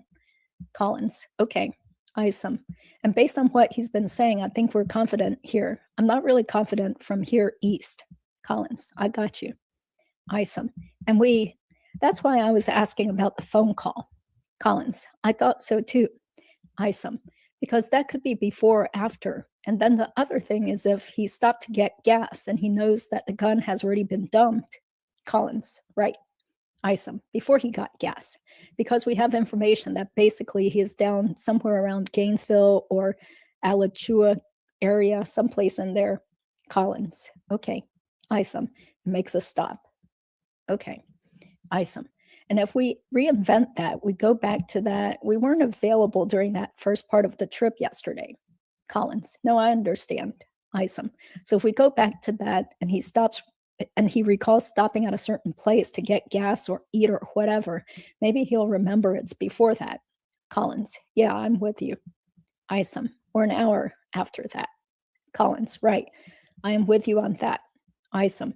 So we just want to cover a couple of things and then we're done. Collins. Sure. Isom. The part is where Katie is asking you, do you want the money? You are going to come get the money, right? The Saturday morning? Answer, yeah, she called me talking about who's going to come get the money. Question, who is going to come get the money? Answer, you or Tudo. Question, when you heard that, was she just saying, just come to me? Answer, no, because she was trying to call Garcia and he ain't answering the phone. Question, right. Answer, so she was like, yo, this Nigga is not picking up the phone. Who is going to come get it? Are you going to come get it? I was like, no, he's going to come get it. Question, okay. Answer, I was going to tell her I will go get it, but I am like, nah. Question, was there a predetermined location to go get it or meet? Answer, maybe at her house. Question, it was never discussed? Answer, it was never discussed. Question, basically, who's going to come and then we will pick a place? Yeah, who is going to come? He was going to get the money regardless of her. Yeah. Answer, because she came to my house and brought it that day, that morning. Question, and your understanding from what she's asking, she is saying she has money for what? Answer, for the murder. Question, for the murder? Answer, yeah. Question, anything else? Answer, nothing else. Question, money for another drug deal, money for? Answer, nothing else. Question, so? Answer, the money is for the murder, that's it. Question, all this money? Answer, is for the murder. Question, for the murder, okay. And for the murder that you all committed the day before? Yes, sir. Okay, and there is any other possibility besides that. Answer, that's the final answer. And that's the answer. The money was for the murder. Question, okay. And it would be your part of it or both, or it wasn't discussed. You just wanted to, was there any discussion about getting him his money, Garcia? Answer, no, there was no discussion. Okay, he had money in his pocket the same day. Okay, do you recognize this person? Tender's document. Answer, that's Tati. Pardon? That looks like Tati. Tati? I mean shrimp. Okay, is that her? Answer, fuck, I never seen that bitch with makeup. But damn, it looks like her. Investigator Sanford. So Tati and shrimp are the same person? Yeah, same person. And that's the person Sanford, sorry, go ahead. Isom. Well, I was just going to say, go ahead. Sanford, that's the same person you talked about earlier? Yeah, shrimp. Is what did you talk about shrimp earlier? That's like his girlfriend. Where does she live? In Miami Beach. She was staying in Miami Beach. Okay, and that's the person you called and talked to? Yeah, shrimp. I haven't seen her with makeup. Okay, Isom. When you put your initials on that form paper down here, and just underneath that, the date is, you can put 10-4. Thank you. Appreciate it. We just wanted to confirm who this picture was. Answer, that's her. I never seen her with makeup like that, though. Sanford. So a while back, you talked about when you first came, you talked about it a little bit. You talked about when you came to Tallahassee, that Tudo knew where the house was. Where is the first place you came to in Tallahassee? How did y'all get to Tallahassee? You stopped, and you said something about a map in a gas station, and you threw it away. Where was the first place you went when you got to Tallahassee? To the hotel. How did you know to get to the hotel? He drove around. He just drove straight. He went around. He was like, let's find a hotel. He drove back there and found it, unless he knew already where it was at. But he went straight to the hotel. So there's no telling unless he'd been there before. Who knows without me? What the fuck do I know? But he went straight to the hotel. Did he act like he knew where he was going, or was he just driving around random? No, he acted like he knew what he was doing. Okay. And when he went to the house, was he using his phone? No, he didn't use nothing. He didn't have a map on the phone. He used his brain and drove there. How did he know where to go? Well, he had a piece of paper, but he didn't have the paper with him. He seen the paper one time. He just knew where to go. But the paper had an address on it. Is what you said right? Yeah, I believe go. Question, it wasn't a map? No, it wasn't a map. How did he know where to drive to? Tallahassee is confusing to me sometimes. Answer, hey man, he's real smart. He is not a dumb guy. I can tell you, he might drink and does coke, but beyond that, Garcia is a very smart guy. He is an intelligent guy. He is very smart. Question, but if you have an address without a map, I don't know, how do you find that? Do you have any idea? What did he say to you? What was the conversation like? Answer, hey, I'm telling you, the paper, he looks, you tell him one address and he is like that. He is like a light switch. He'll find it. It don't matter. He'll find it. He'll get there. Garcia will get there. Garcia travels a lot, you know. He drives a lot. He goes to Orlando. He lived in Orlando. So he knows this area. Like I said, he'd probably been here before he brought me. Isom, did he say that? No, but in my knowledge, for you to get there so quick, because fuck, Tallahassee is a confusing place. Collins, did he use a Garmin or a navigational tool? I'm not going to sit here and make another story. The man drove straight to that man's house without a paper in his hand. He didn't need no paper. Drove back. That's the house right there. I remember the number, 2116. Isom, this piece of paper you just looked at with her, with this was the picture of Markel? Something like that. Was it something like that? Uh-huh.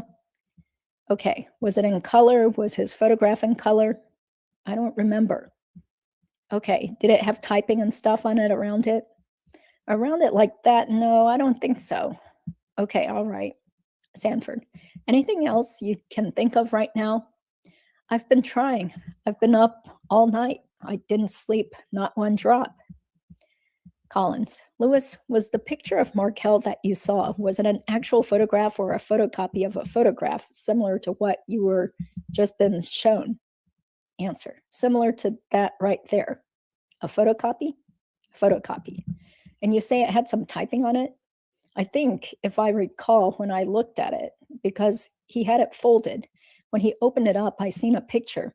I wasn't really looking at no address, because what was the use of giving me the address? I wouldn't have been able to find that motherfucker. I was just looking, mostly looking at it, like, all right, take the paper. I seen the face and that's about it. Isom, do you know whatever happened to that paper? I know the driver's side, when you open the door, if you use to put your feet on top like that, you know how you put your feet. If you pop that, the paper was there. Sanford, like the door jamb, you mean? Yeah, the little plastic piece that sits on top of where the door closes. Uh-huh. You pop it up and stick it under there and hide it? Yeah, right there. He showed me one time, put it there. I never seen him take it out. I don't know if the paper is there. I don't know what the fuck he ever did with that paper.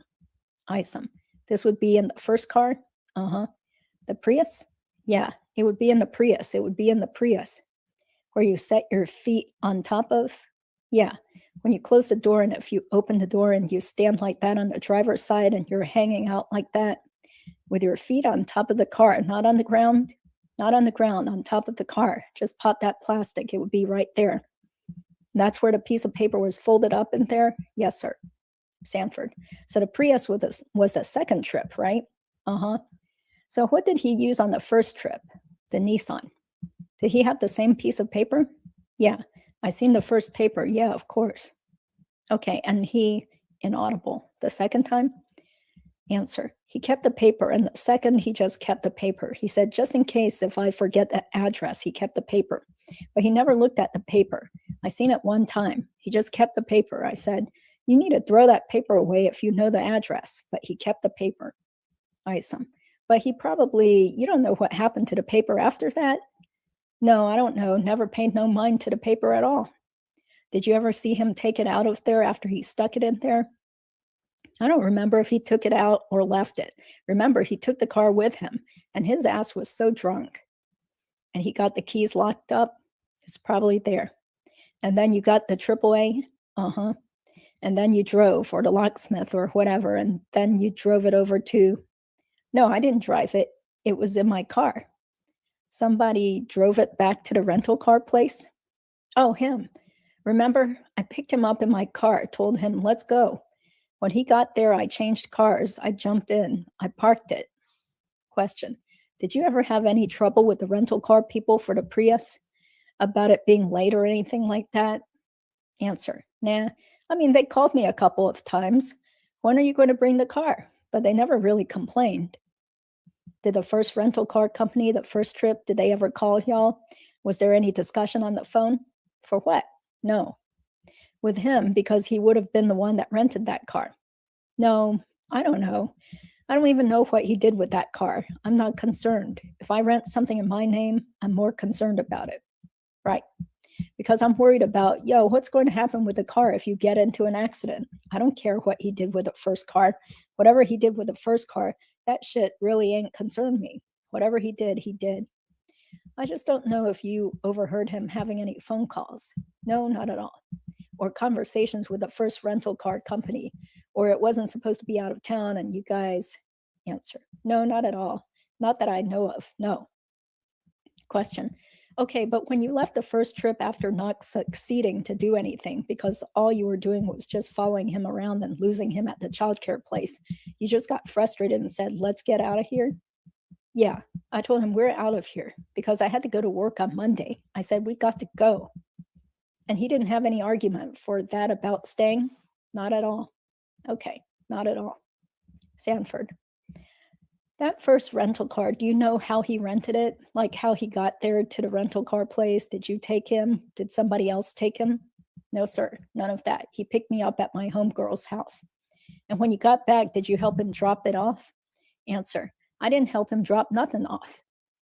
Do you know how he got it dropped off? Did he tell you? Did he talk about it?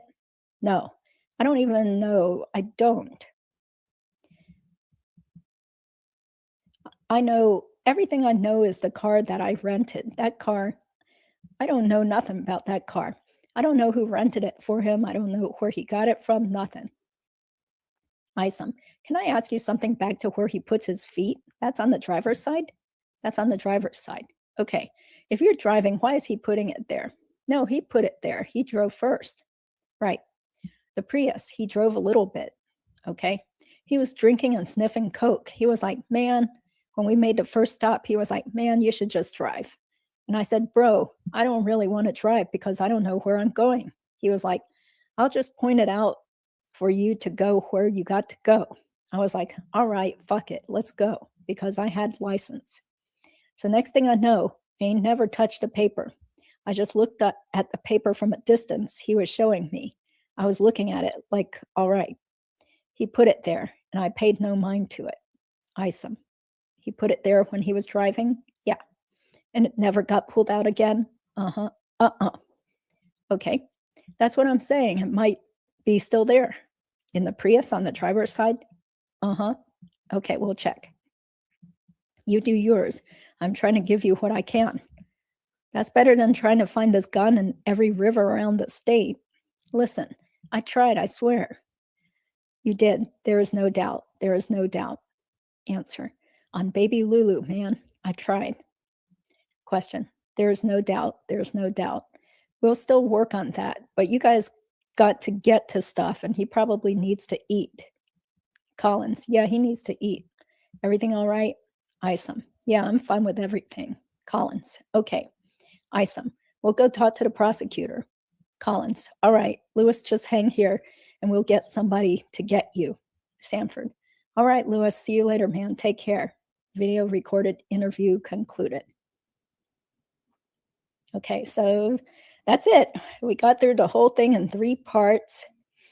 Once again, this was an interview that was recorded on October 4th of 2016 after Luis Rivera decided he was going to cooperate and help the investigators.